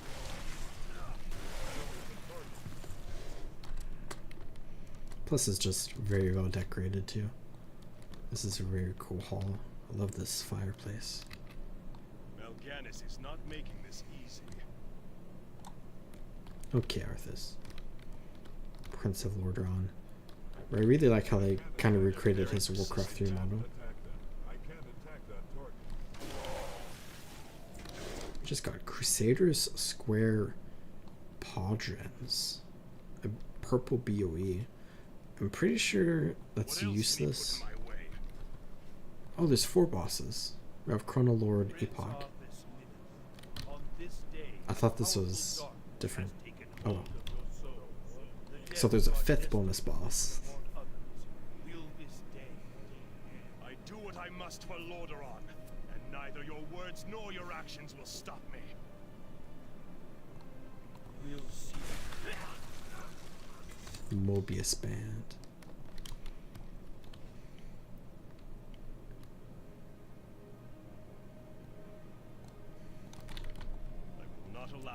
Let us continue. Like how Arthas knows about this bookshelf. I mean, it is his kingdom, but like, does he know every detail? A secret passage. I guess he'd know the Town Hall of Stratholme. But this is really cool because now we transition into Stratholme Burning for Lordaeron. So this looks more like the dungeon, but it's like the early stages of the burning. Matthew's House of Magic.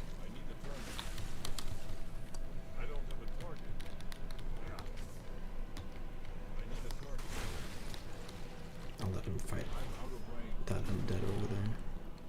Just a ton of risen zombies and whatnot all around here. Here we go.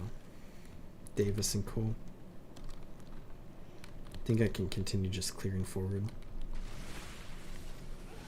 It's too far away. Rest a moment and clear your lungs. We must move again soon. I don't have a target. I wonder if we have to chat with him there. But maybe let's go fight the bonus boss real quick. And then if he doesn't come forward, we can go ahead and talk to him. I'll kill every zombie along the way. That's enough. We must Oh, move again. here he comes. Mal'Ganis awaits. Let's continue this way. So we can go into Crusader Square, which of course is the ending to the Undead Path of Stratholme, where there's the other area, that's the Scarlet Crusade path. But this area, or these areas around here is like where the necropolises are. But we have the Infinite Corruptor and the Guardian of Time, so let's fight this bonus boss here.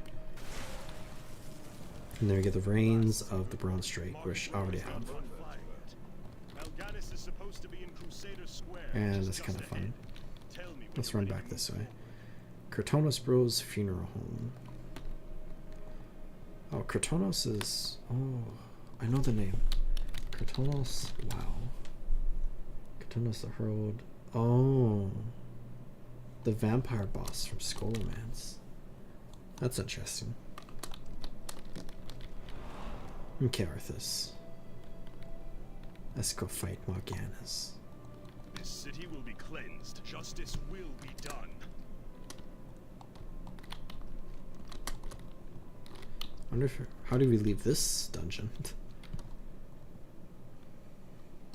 Here's Mal'Ganis. Oh, that's how we leave. Finish this right now, Mal'Ganis. Just you and This will me. be a fine test, Prince Arthas. And we can fight Mal'Ganis. Or of course he feigns his death in Warcraft 3. Because we see him elsewhere in World of Warcraft. Or I guess we kill him in Northrend in Warcraft 3. It's like the final... He's the final boss of like the human campaign, right? And then you have the human cinematic afterwards where you kill Do you hear me? Arthas' father, King Tyrannus Menethil II. You performed well this day. Anything that Mal'Ganis has left behind is yours. Take it as your reward. I must now begin plans for an expedition to Northrend. So there's that dungeon. Mantle of Deceit, Gauntlets of Dark Conversion. But let's go ahead and leave.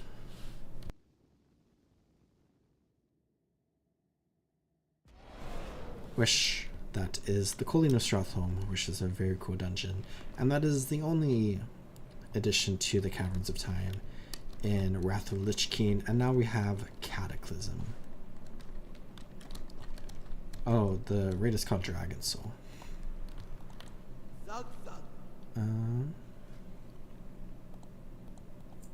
Let's go ahead and sell all of this.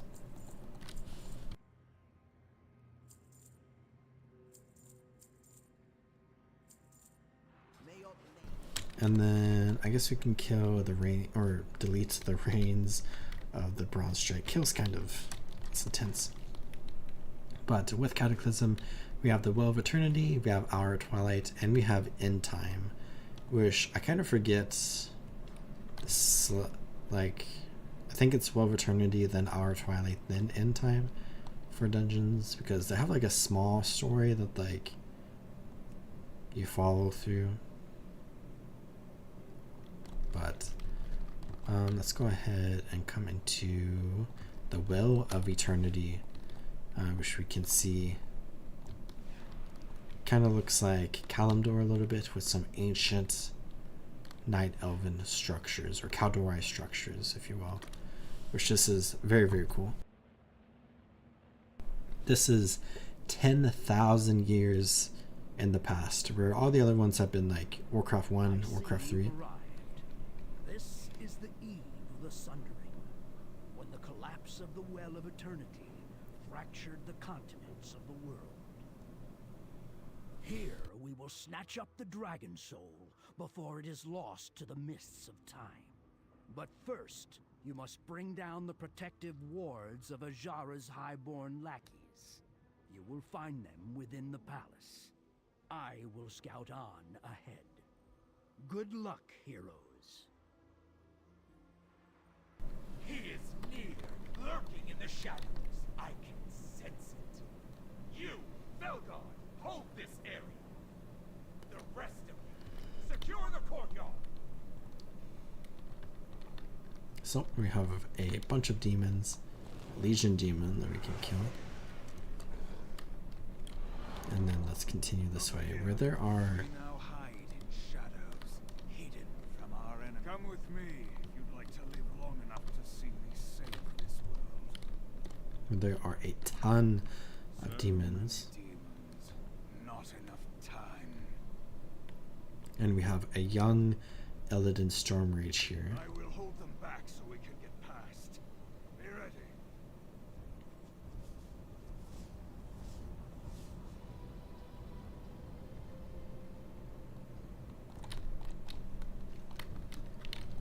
Do we run over?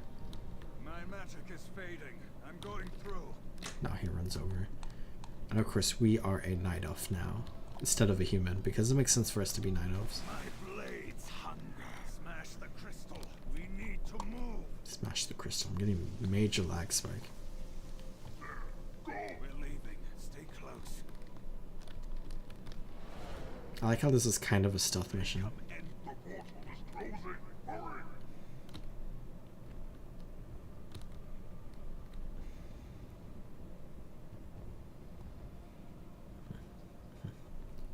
I'm not sure how people feel about these dungeons, because these dungeons aren't currently out in Cataclysm Classic.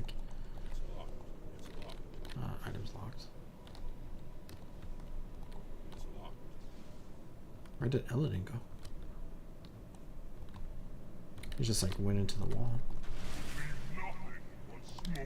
Oh, I'm dead. That's awkward. I should not have done that. I feel like this is bugging a little bit. Okay, let's go down here. Then we have to run around. Where did Illidan go?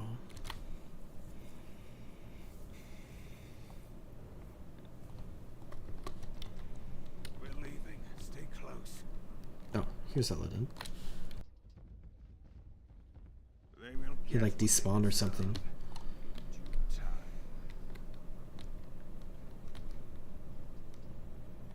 But of course, as Nosdormu said, this is the eve of the Sundering. So the Well of Eternity collapses right after Smash this. the crystal. Here we go. Now we can sabotage this. That was a weird bug. We're leaving. Stay close. Let's go ahead, come this way. The portal is closing. Hurry! The stench of sulfur and brimstone. These portals are as foul as the demons themselves.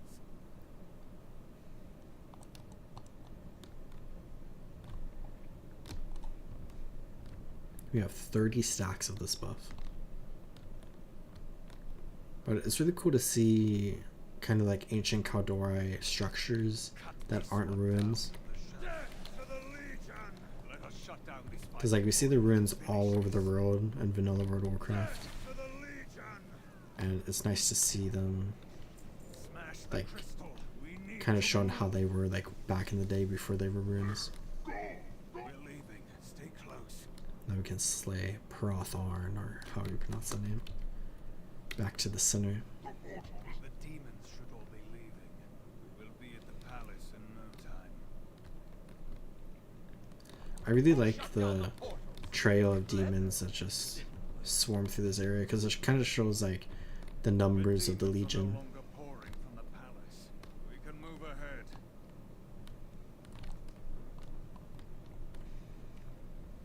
Too easy. Too easy. Can you kill the gate demons without dying instantly? Another demon ready to be. None will reach the palace without besting Parathon, first of the Fell Touch. Which of course Perothorn is a satyr, which is a knight of corrupted. We just got an achievement, Lazy Eye. Defeat Perothorn in World of Eternity on heroic difficulty without any party member being detected by an eye of Perothorn. Look at us go. We have a ton of achievements we could do.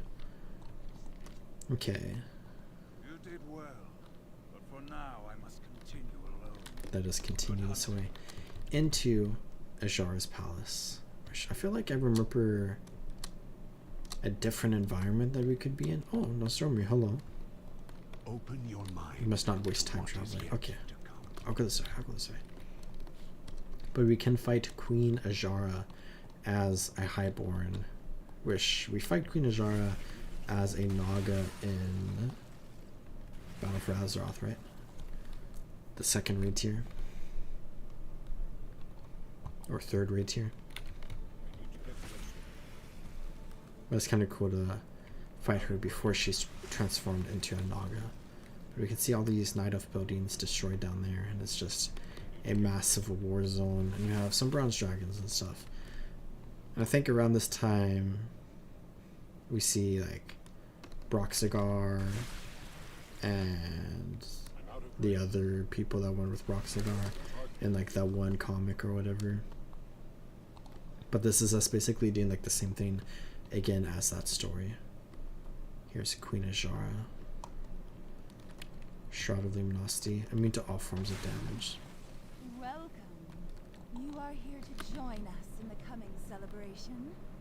No. A pity. I have no time for such diversions. Keepers of Eternity, will you stand for your queen? I pray.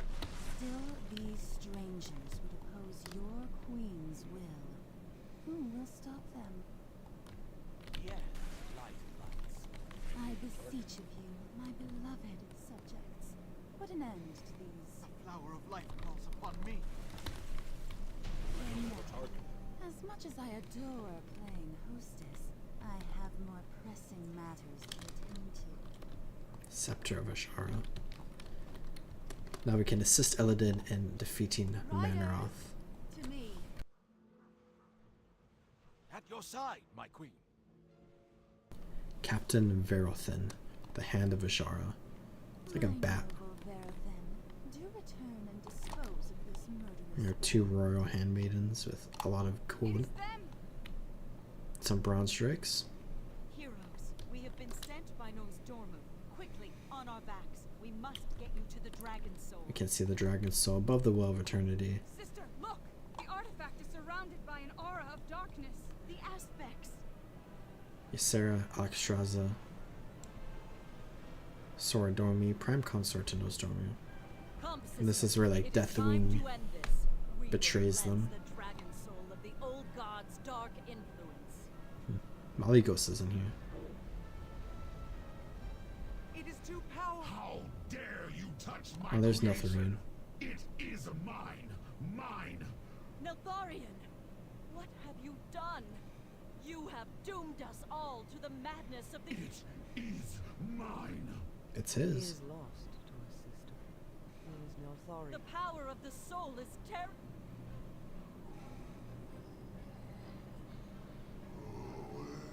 I will not be denied. The old gods protect the soul. The link to the portal must be broken. Quickly, to Stormrage. Another very cool dungeon to see with the Cataclysm, of course. Here's Malfurion Stormrage and Tyrande Whisperwind with Illidan Stormrage. Then you close the portal, brother. I love Illidan's voice actor so much. Maintained by the will of a powerful I forget his name. Manaroth. I cannot break his will alone. Very well. We shall break it for you. He knows what we attempt. We have not much time. The forest grows with his demons. Let them come. Mother Moon, guide us through this darkness.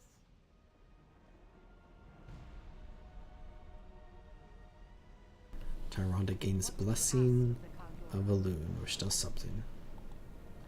Tyrande besieges Elune for a blessing, allowing Tyrande's allies to aid her in combat by dealing additional arcane damage to lesser demons. So, are we supposed to run forward now? Oh, here they all come.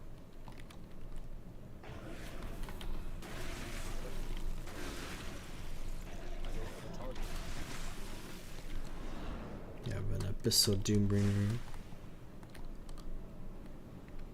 Pitiful creatures, hardly worthy of being called a legion.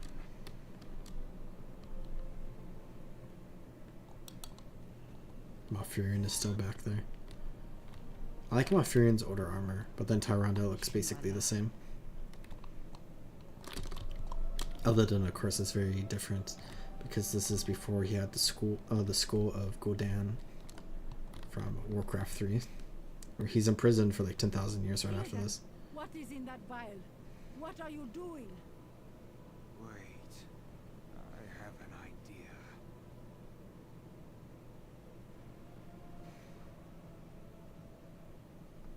What our people could not. Douses himself with the waters of eternity. Fire damage taken reduced by 90%. I can feel the raw power of the well of eternity. And then we have Captain Verothin and Manaroth. By this rabble. High Guard, to arms! For your queen! For Azshara!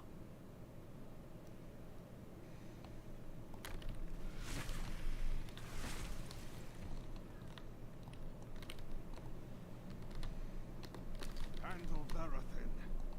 Manaroth is mine. Let's go ahead. Probably one shot Verothin. Azshara! Do the same to Manaroth. Oh, we don't instantly one shot him. Yes, I can feel his burning eyes upon me. He's close, so close. And then your world. I will handle the demons. Malfurion, he has done it. The portal is collapsing.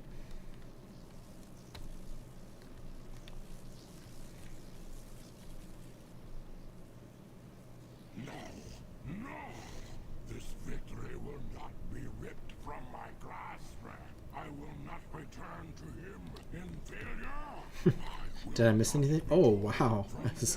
She stares at Manaroth being dragged into the Well of Eternity in the portal.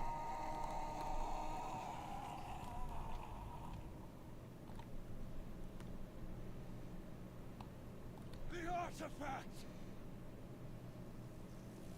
There's no Stormu.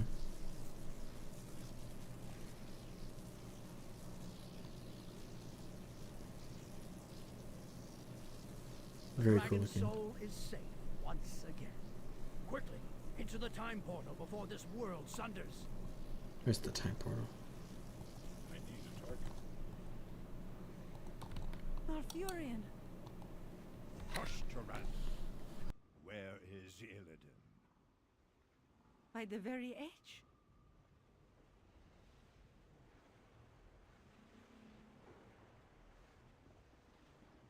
Rather a timely arrival. Illidan! The well is out of control! Aye. It's been twisted and turned by too many spells. The fuss we, especially you, made with the portal was too much. The same spell that sent the Burning Legion back into their foul realm now works on the well. It's devouring itself and taking its surroundings with it. Fascinating, isn't it? Not if we're caught up in it. Why weren't you running? What have you been doing with your hand in the well? If you've a way out of here, we should probably use it. I've tried casting myself and Tyrande out of here, but the well is too much in flux. This way.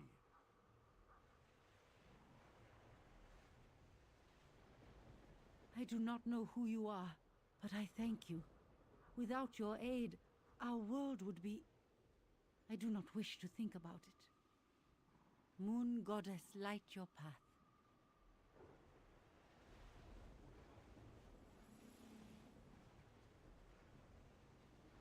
We just got Hand of Elune blessed by Tyrande Whisperwind.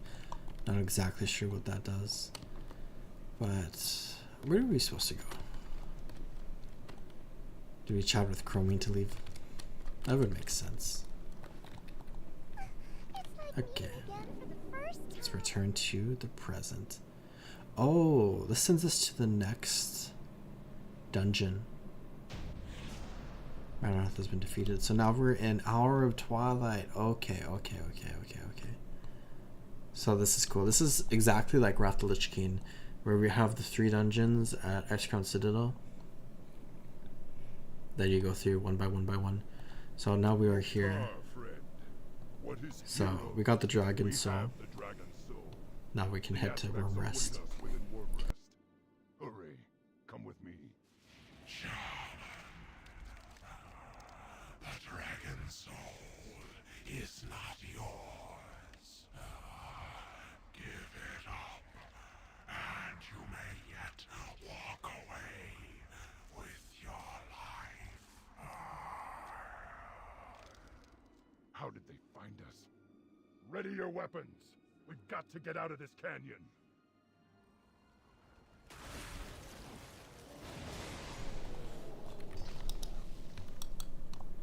So another dungeon in Caverns of Time where we are escorting Thrall, but this is actually not in the Caverns of Time. It just like has the instance portal there. This is like modern day World of Warcraft during Cataclysm, at the time of the Cataclysm, which is kind of interesting. It was fun. We were in Northrend. Hurry, we must keep moving. Another ambush. So Watch your back. I kind of forget this dungeon. I think this is where we see a very important Alliance character.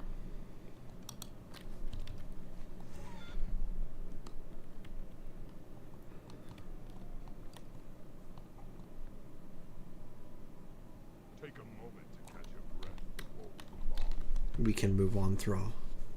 You will go nowhere, shaman. I like this voice acting. It's cool. I don't remember much of this dungeon. I remember the other 2 dungeons here from Cataclysm. Show yourself. You're a fool if you Here's the first boss. your place as the aspect of Earth, shaman.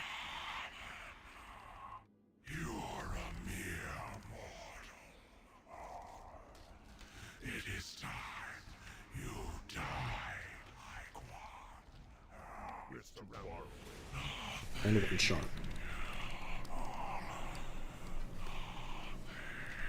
Ben discovered. I know you're tired, but we cannot keep the aspects waiting. So now we can continue forward. Where we have Asera, Dawn, Slayer. Former Blade for Hire was initially leery of working for the Twilight's Hammer, but the cult's generous payments quickly won her over.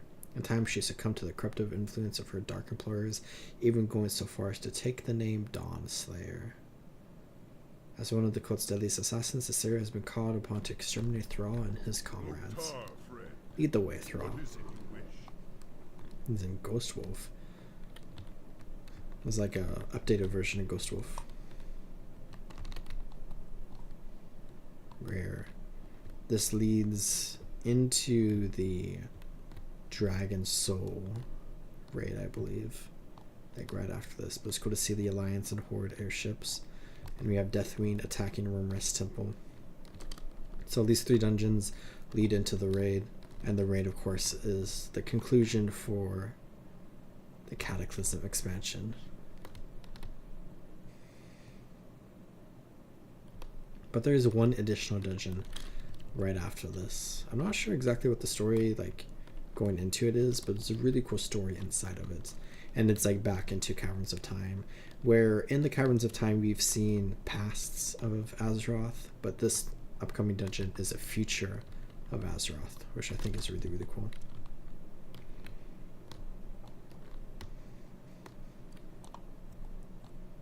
Galakrond's Rest. One of the, if not the most important dragon in the history of World of Warcraft, or Warcraft in general. What is it you wish? Let's go down through all Twilight Assassins.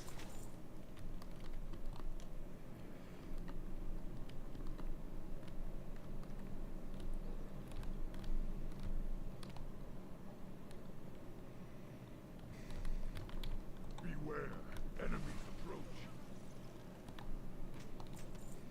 Massive turkey leg. Let's go. I should maybe stop looting trash because I'm going to run out of inventory space. And I'll need it for the bosses.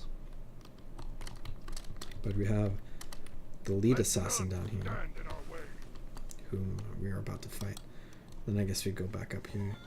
There's still some undead around here.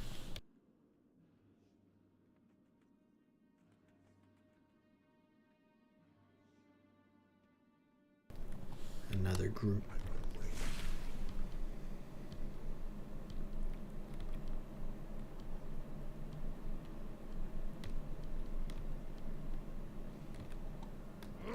Death to all who oppose us.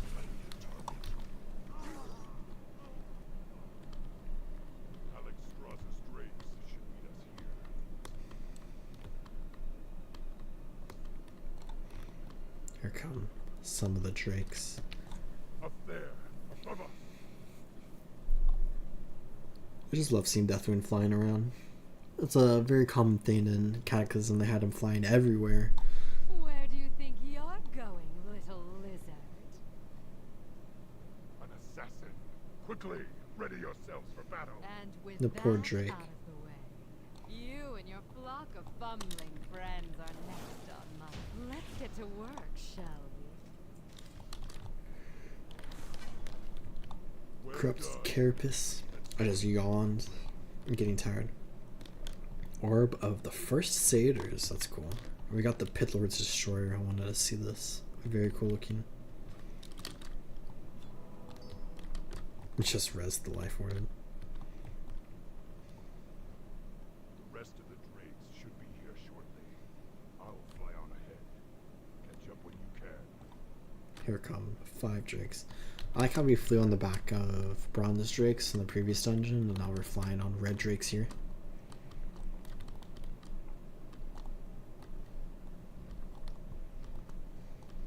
Let's hop on.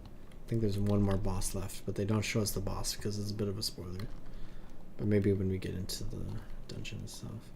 Oh yeah, Wormrest Temple shows the boss there, I suppose. Yeah, people talk about how there's like so many different members of the Horde that like betray like the good people of Azeroth and whatnot. There's Thra down there. But there is a few different members of the Alliance that betray the good people of Azeroth every now and then, and we'll see one of them here.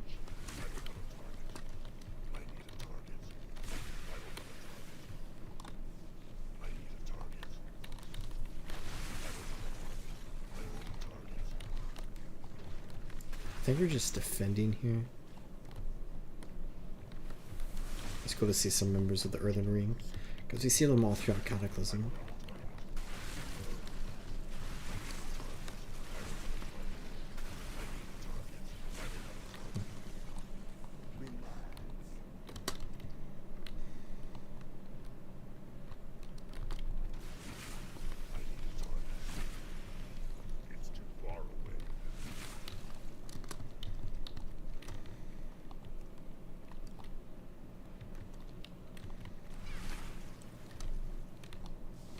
Are we supposed to talk to Thrall? I'm just wasting my time right here.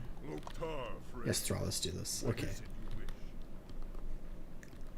I just wanted to kill some of the corrupted slime for a little bit.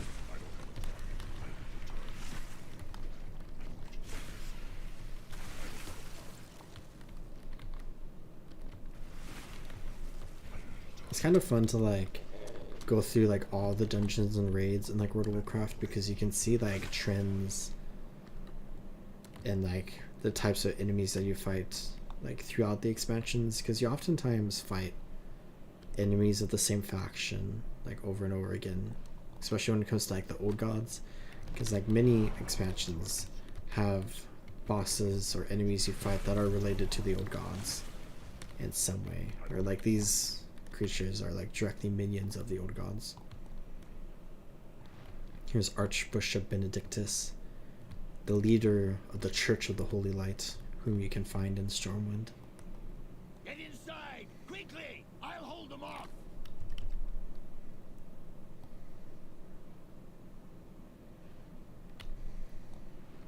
They're running so fast. Let's mount up.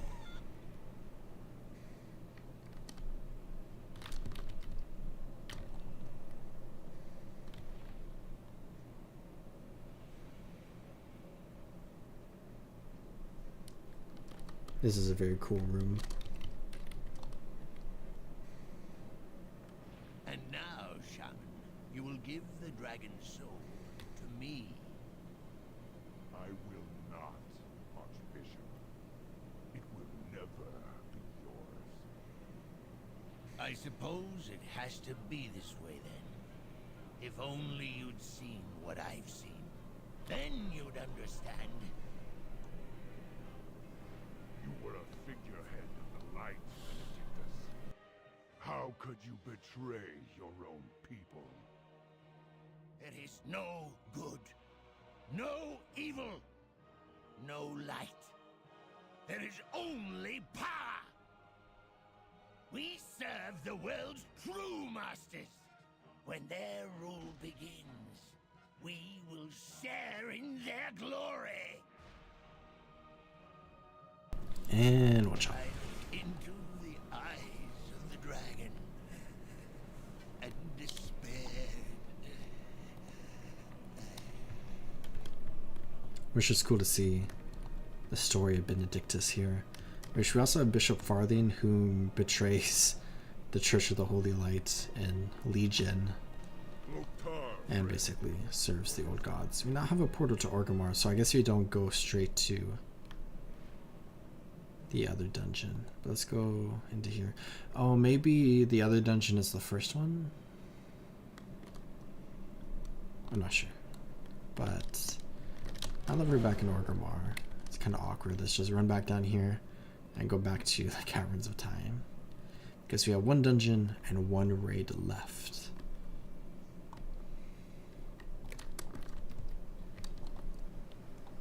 Bronze Chronomancers. Let's mount up. Active event, story time. But let's fly down here.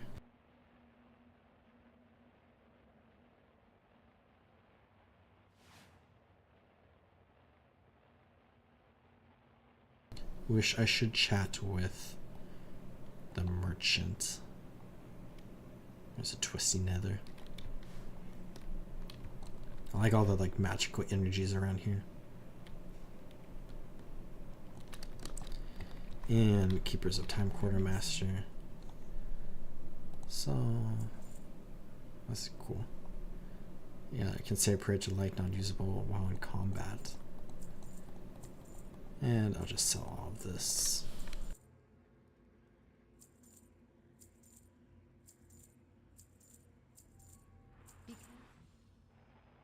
Now let's go into End Time, which maybe this is the first of the three. But I thought it was the final of the three. But this one's very cool, and you can see this very cool concept art here. Which, once we load in, looks very, very cool. Where this is an alternate future for Azeroth, where we can see Deathwing has brought forth the Hour of Twilight, where the heroes of the Alliance and Horde have failed, where we can see the crashed orc gunship right there, and with Deathwing fulfilling his purpose, he impaled himself onto Rumrest Temple, which is very, very cool. But we have no Stormwind, where I don't fully remember everything we do here, but maybe we go through the time transit device. Obsidian Dragon Shrine. Okay, I think we just fight different bosses around here. But we have the Echo of Bane. All that remain of this sacred place. I sense much anger here. A seething rage barely held in check. What dark forces have you wrought in this place? You must give peace to these lands if you are to face Murazov. If you're to face Murazov, which of course, Murazov is such a cool villain because Murazov is an anagram for Nosdormu, and Murazov is Nosdormu, but Nosdormu, like, far, far, far, far into the future, where he's eventually gets corrupted. And it's like a very interesting storyline, where Nosdormu knows he's going to turn into Murazov, and then Murazov comes back and like fights us, and then we kill Murazov in this dungeon. Spoiler, by the way. And like, it's a very interesting, very cool storyline. Kind of like a loop of time. But we have Tyrande here. Killed Bane earlier. Wish. Are we supposed to kill lightsabers? There is nothing left for you here. Nothing but death and sorrow. A pool of moonlight appears. I don't remember the mechanics of any of the bosses here, so we'll just figure it out as we go. There is nothing left for you here. Oh, as they run in, they And sorrow. transformed and they get smaller. The darkness surrounds you. The light of Elune is your only salvation. To the west. So let's pull these in. We have time-twisted sentinels.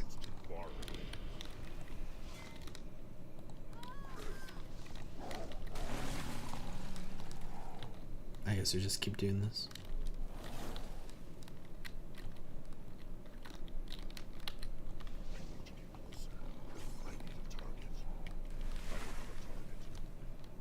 Just trying to grab their aggro. The moonlight can bring rest to your weary souls in this forgotten place. To the south. Just pulling these time-twisted enemies.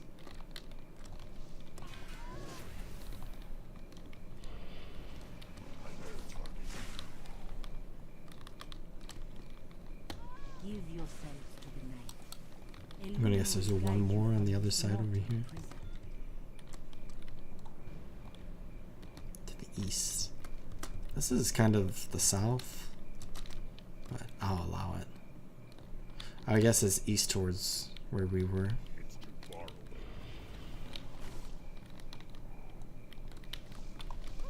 You have chosen a path of darkness. Mother Moon, guide my hand. Allow me to bring rest to these misbegotten souls.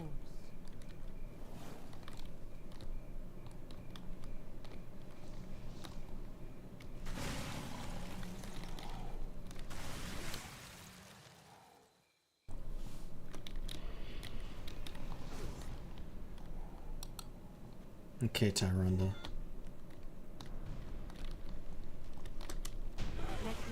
Moonguard. Engage the Echo Tyrande in time on her difficulty after surviving her Shadow Gauntlet without allowing the party's healer to take any damage. Look at us go. So we killed 2 echoes. So I guess there's 4 total echoes and you randomly get 2. So now let's go to the Bronze Dragon Shrine where we can fight Morozond. This looks very cool. But do we need to chat with those Dormu first? I see you. Which I think we fight Morozond again in Dragonflight? Not entirely sure. I don't know too much of the dungeon. But let's kill all the infinite Dragonflight first. Crawl unwitting like a blind, writhing worm towards endless madness and despair. I have witnessed the true end time. This is a blessing you simply cannot comprehend. So be it. You know not what you have done. Almond Thul. I cannot follow you any further. Accept my blessing and use the hourglass of time. Stormy's dialogue is a little late. We just got Arrow of Time, some trinkets, and Morozond, the Lord of the Infinite, is dead. Which is kind of like the conclusion of the Caverns of Time storyline, I suppose. Sorry about my chair. But that is the last dungeon in the Caverns of Time. But of course, there is one more raid. Which the raid doesn't take place in the Caverns of Time, but the entrance is here since they use the Caverns of Time as like kind of like an in-game area in Cataclysm. Let's come over here to you, and I'll just sell all of this. And then back over here, we have done the Black Morass, Old Hillsbrad Foothills, the Culling of Strathholm, the Battle for Mount Hydro before the Culling of Strathholm, Well of Eternity, Hour of Twilight, End Time, and now let's do Dragon Soul, the final raid for Cataclysm. Where, with it being the final raid for Cataclysm, we fight the final boss of Cataclysm, Deathwing. So I did this raid actually kind of recently, but I don't fully remember everything. So it's an 8-boss raid, and it's kind of like 2 wings. Where this is the first raid in the game that had a looking for raid. And I remember doing it a bunch during the original Cataclysm. And it's kind of controversial because of that. The very earth turns against Here we have more chalk, the first boss. Advance to the front. Lots of cool items. Vagaries of Time, is that how you pronounce that? I feel like I've never heard that word before. Twilight's hammer is retreating. The temple is Gilmore's ours. temple is ours, Fortify your despite positions within. Minnie being dead. Here's Tiragosa. And then we have 2 bosses where we can go into 2 of the 3 different malls. So let's go this way first. I don't think it matters. You can just choose which one you want to do first. That's kind of cool because we go down into here. And I think Dragon Soul as a whole is like very unpopular because people don't like the raid itself. Where people really don't like the 7th boss. And I think people don't like the 5th boss. I don't think people like the opening really.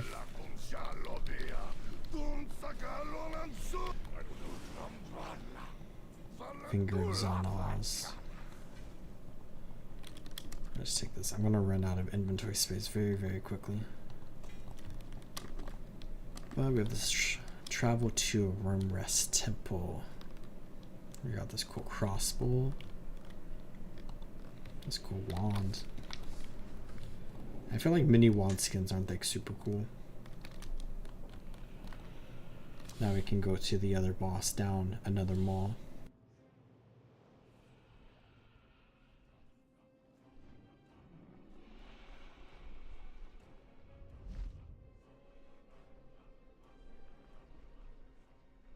The Maw of Shuma, where he's saying something. This is like an interesting boss that has like color mechanics or something. But let's go ahead. Probably just one shot this boss.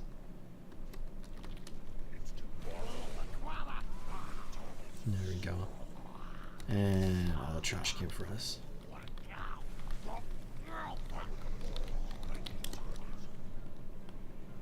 Got Scalpel of Unrelenting Agony. It's cool looking. It's like on fire. Travel to Wormrest Temple. So there's the first three bosses. The flow of darkness abates. It seems you truly are the heroes of legend. So now let's go. Oh, we can sell The stuff. aspects have already gathered. That's and nice. await your arrival. Go now. We have Essence of Destruction, which I think we can sell. Safe travel. Let's hop on to this dragon, and we can go to the top, where we can see the Horde gunship defending Wormrest, and the Alliance gunship. Oh, it's right there actually.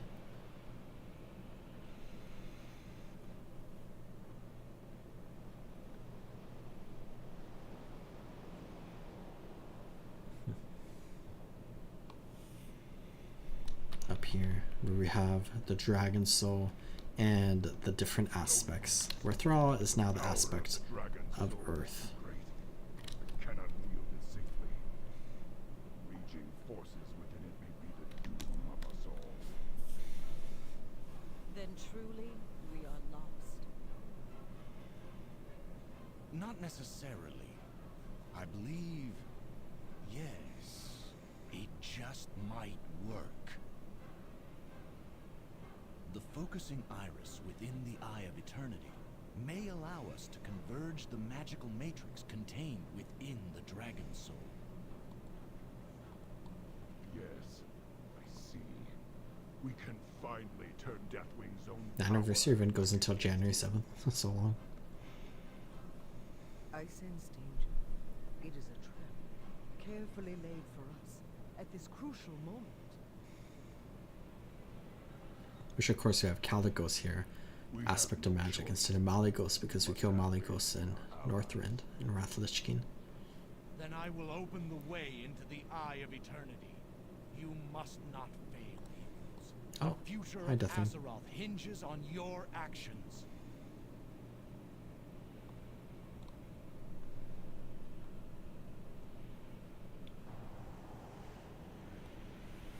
Now we can travel to the Eye of Eternity, where there is a boss in here. Which actually, how many I thought there was 8. Oh, Otrax. Okay, yeah. So let's go into here, into the Eye of Eternity, where we have the focusing iris. Where this is the area we come and fight Malygos at, which is very cool. Even with the aspect of time, don't dream just yet. We'll cleanse this world. You'll not leave this place. I remember this boss vividly from the Looking for Raid. Swagger all you like. You pups don't stand a chance. Flee now while you cross the coward. You That's a lot of shoulders. I just got 4 shoulders. None of them are for Death Knights. Let's travel to Wormrest Summit. So that's the first wing. And now we can chat with Caligos. Something about you. Praise the Titans. And we can continue. They have returned. Not entirely unexpected. Excellent. We will begin the ritual at once. The ritual will take much from us, as it requires a very piece of our being. We will be weakened greatly. Heroes, this burden falls to you once again. You must protect us from Deathwing's forces, while we imbue the dragon's soul with the power of the aspects. Speak to me when you are ready to begin. Loktar, friend. What is it you wish? Let us begin. We can start the encounter. Where Deathwing is still doing a lot of stuff, but I feel like he could like destroy Wormrest Temple, but he does not.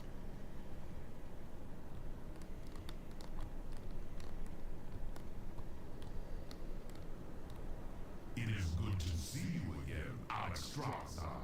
I have been busy in my absence. Twisting your pitiful whelps into mindless abominations, bent only to my will. It was a very painful process. They are my clutch no longer.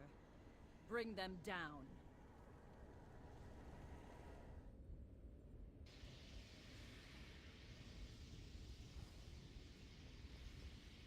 So now we have a lot of Twilight Drakes, I believe they're called. Yeah, Twilight Assaulters of the Twilight Dragonflight, which we see a big thing with like Deathwing and also with like Nefarian, is that they're trying to create like new Dragonflights. So let's go ahead and fight a bunch of these Assaulters. And then we're going to have a big boss. Which I believe this boss drops a mount. Oh, are we not doing Heroic?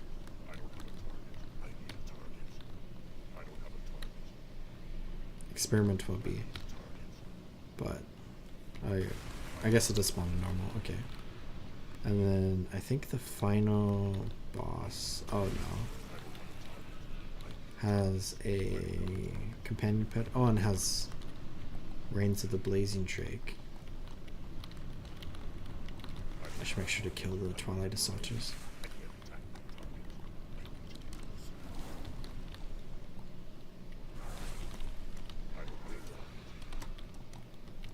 I think we kill all of them that we see. I think they eventually all come in. So it's just a decent amount of trash you have to fight. Where this is the beginning of the second wing. So when you do like the LFR, this is the start of the raid. I don't have a target. I can't attack that target. I need a target. I can't attack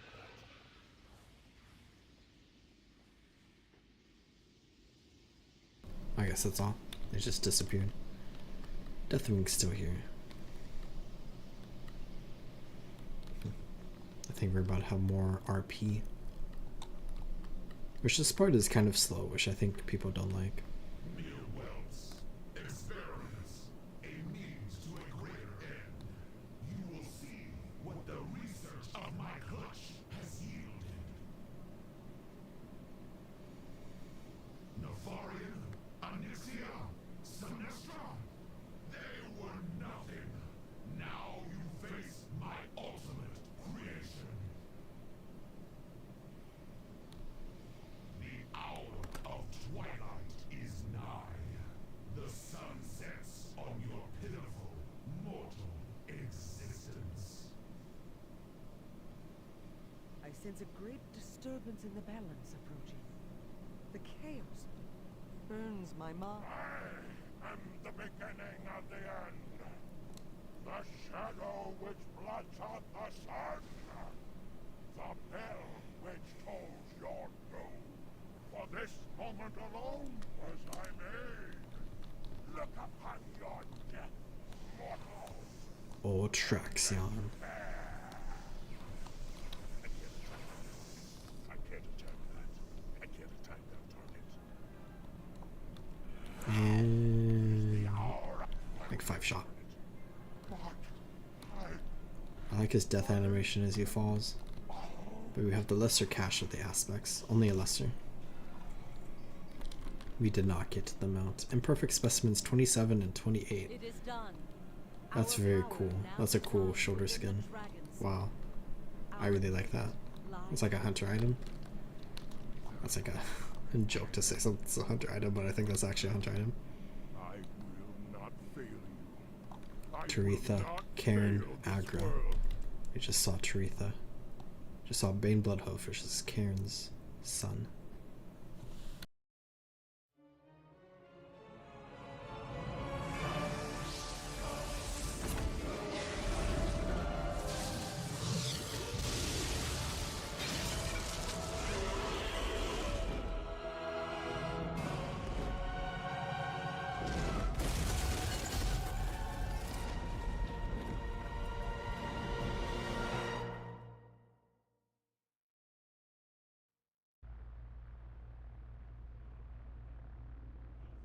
So we see the Horde and the Alliance gunship there, where the Horde gunship just got destroyed.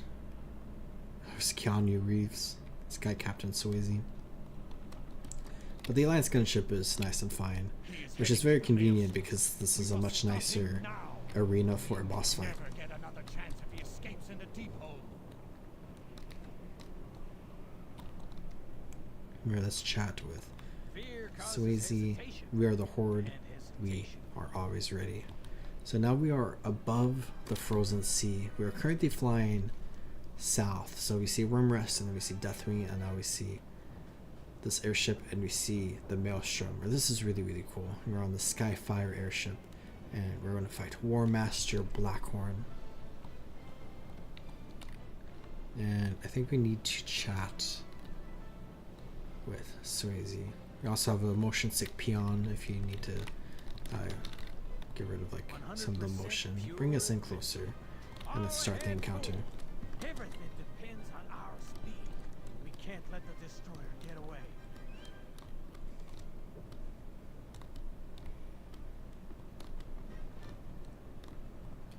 Coriana, the War Master. I think this is another aspect of the raid that people don't enjoy because it's kind of just slow to get to the boss fight. I think typically people prefer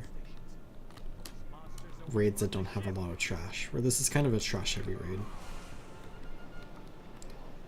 I think another reason why people don't like this raid is because it was like the current content for like 10 months or something before Mr. Pandaria released. Which like people don't enjoy having content be around for that long before we get like new content, but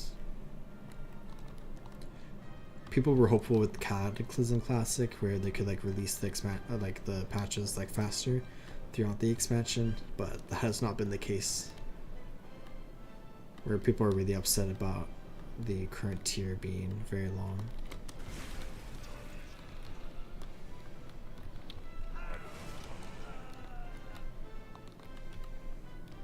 It's cool that we have like the Vrykul that we just fought, who's a member of the Twilight Hammer.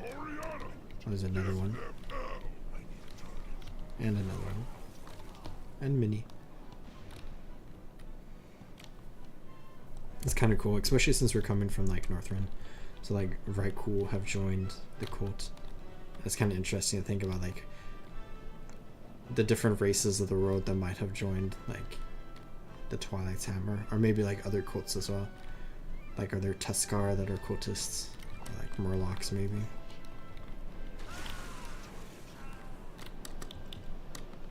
The skybox here is really cool. I love the clouds.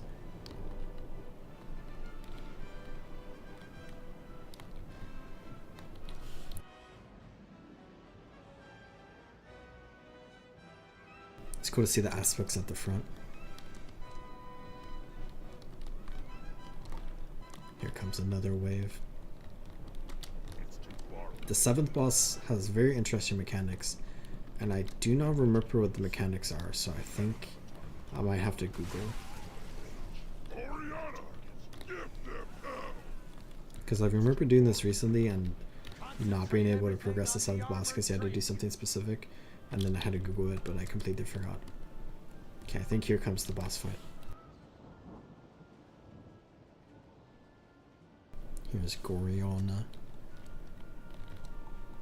Now we have War Master Blackhorn.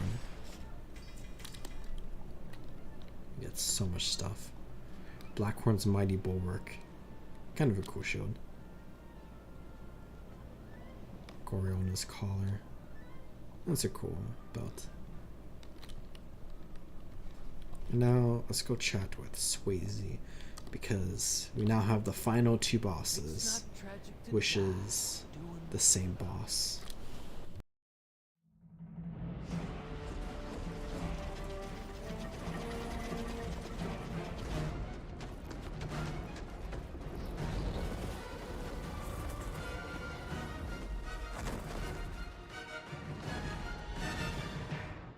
Because now we have the Spine of Deathwing, where thematically this is such a cool boss, where we are now on top of Deathwing.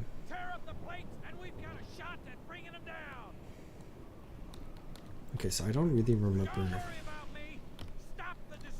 what exactly we're supposed to do here. So I think we're supposed to like go back and forth in order to like make sure he doesn't come, or whatever, come over this way, because then he rolls this way, or if he comes over this way, he rolls this way. But then we have blood, serum plasma. I think we're supposed to bring like something here, like something like blows up or something. I'm definitely gonna have to Google what to do. But let's see if I can remember and figure it out. Oh, I just got killed. I wasn't paying attention. Oh no. Travel to the deck. And then how do we get back down? Okay. They respawned. I think they died at the start of the fight, so I guess they get another life. Okay. Let's look at the Spine of Deathwing.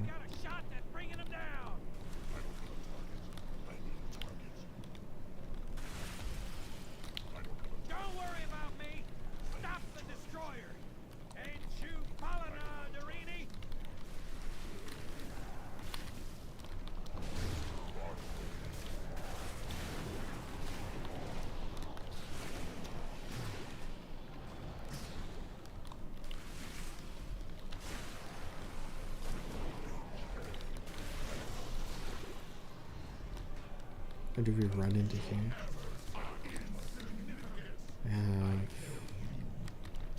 Yeah, I really do not remember. Okay, let's pull it up. Oh, Spine of Deathwing.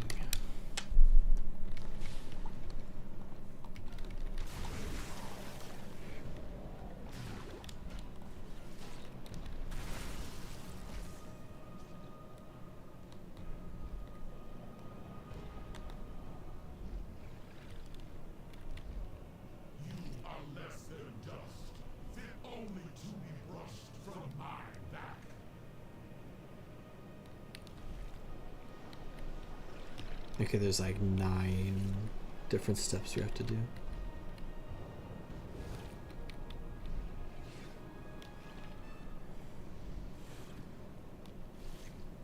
Okay, so we have to get the corrupted blood.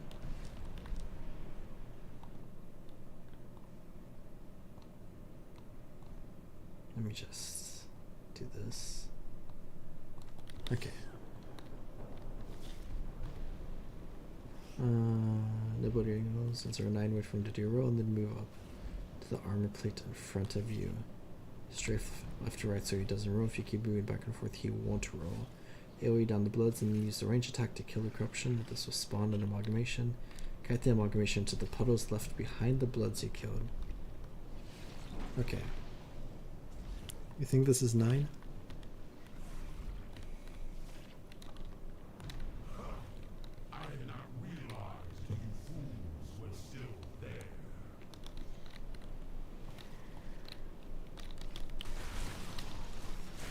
Okay. Amalgamation. Oh, come this way. Come this way. Oh no. That's not. Oh. Okay. And now I kill you. And then he has a nuclear blast. Okay. And now that rips off the armor. Okay.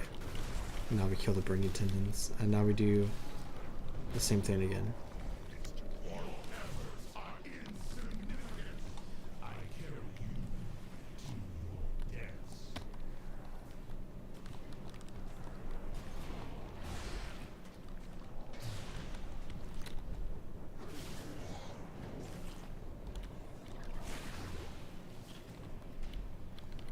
Okay, so we just do that again. And we have to keep moving. So, how many is this? 5? Your tenacity is admirable, but pointless.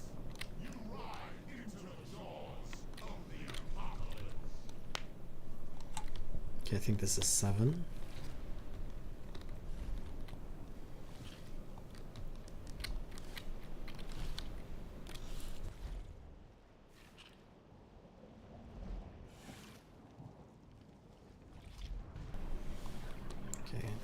It says 8 or 9. I'm gonna wait for one more just in case. I did not realize you fools were still there. Okay. Let's do this. Oh, is that gonna instantly kill? Let's get another one. Okay, come here. Get the 9 stacks. There you go. Nuclear blast. Okay, now we just wait a moment.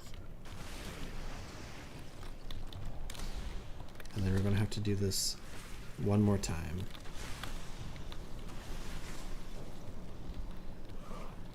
I did not realize you fools were still there. Okay, here's 2, 3.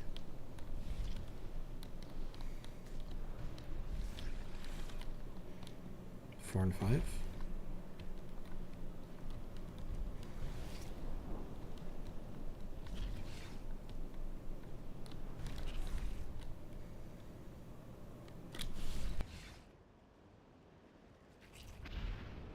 6. I did not realize you fools were still there.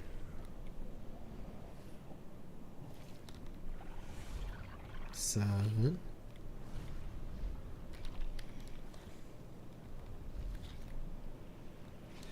And 8.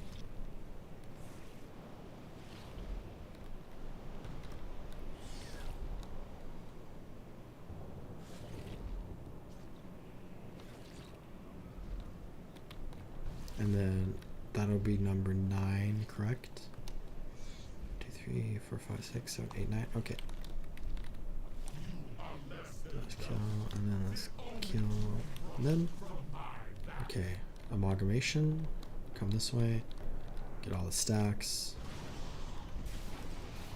That's not all the stacks. That's all the stacks. Now you do nuclear blast.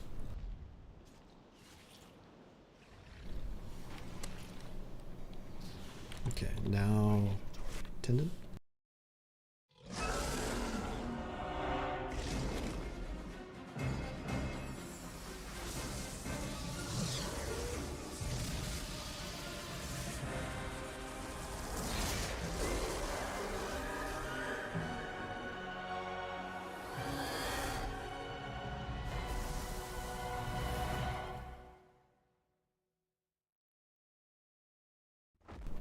Now we have the final fight of Dragon's Soul, where we can kill Deathwing.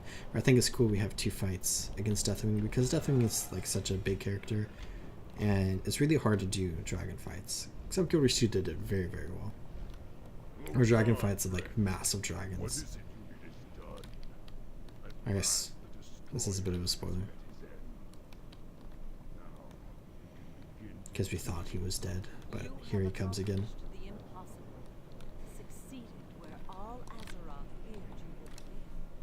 Before you is the cache of the aspects. Take from it what you will, for you have more than earned the right.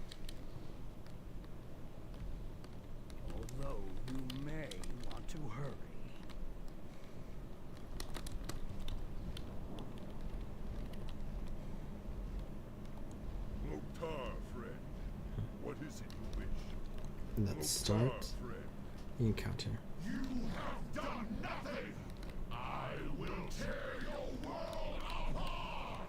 Where we have I will bring you closer to the madness of Deathwing. safety there when the fight becomes too intense.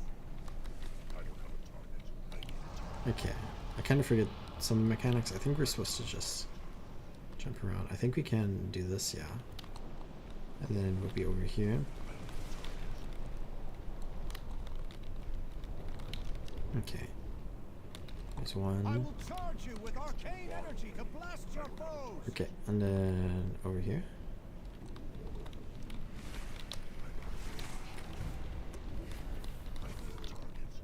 Okay, and then over here.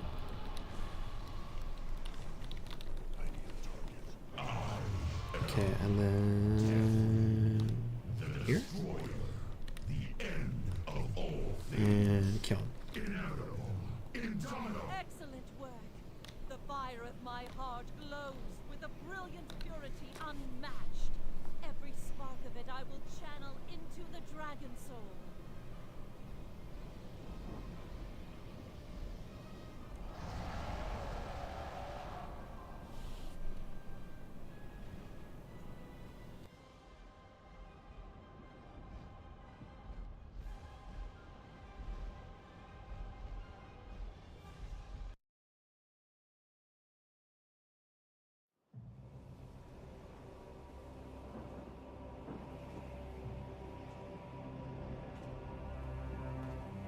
I can feel the elements awakening, rejoicing. The cataclysm is over. The champions who fought at our side assured the survival of our world. But now, we must see it with mortal eyes. We dragon aspects have fulfilled our great purpose, and our ancient power is expended. But though our day draws to an end, life endures, and new generations will be born. Today's victory belongs to all who stood against the shadow. You are Azeroth's true guardians, and the future of this world is in your hands. For the dawning of the Age of Mortals has begun.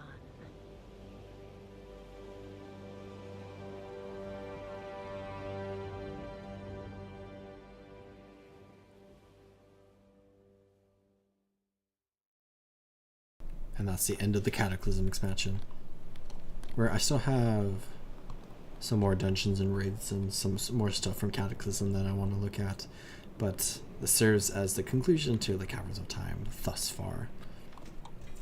Let's see, we did not get the mount, but we got some cool weapon skins here. The same thing. There's a cool bow. This is a cool two-handed sword. I feel like I wanted this sword way back then, but I never got it or something. I have it now. But yeah, very, very cool. Where Caverns of Time as a whole is very, very fun, and it's probably one of my favorite areas in World of Warcraft. And I just love stuff like the Cooling of Stratholme and Old Hellsprout Foothills and whatnot. But I'm gonna go ahead and call the stream good here, because this is basically everything that I wanted to do. Where I thought about doing maybe more stuff, but I think I'm going to go ahead and call it here and log off for the evening, where it was fun to run through the Caverns of Time and to explore a bunch of stuff, and I hope everyone else enjoyed as well. Where I guess I'll play one ad as we leave, since I didn't play any ads throughout the stream. But thank you all for watching, and I hope you all take good care of yourselves and have a good evening. Good night, everyone. Enjoy the ad.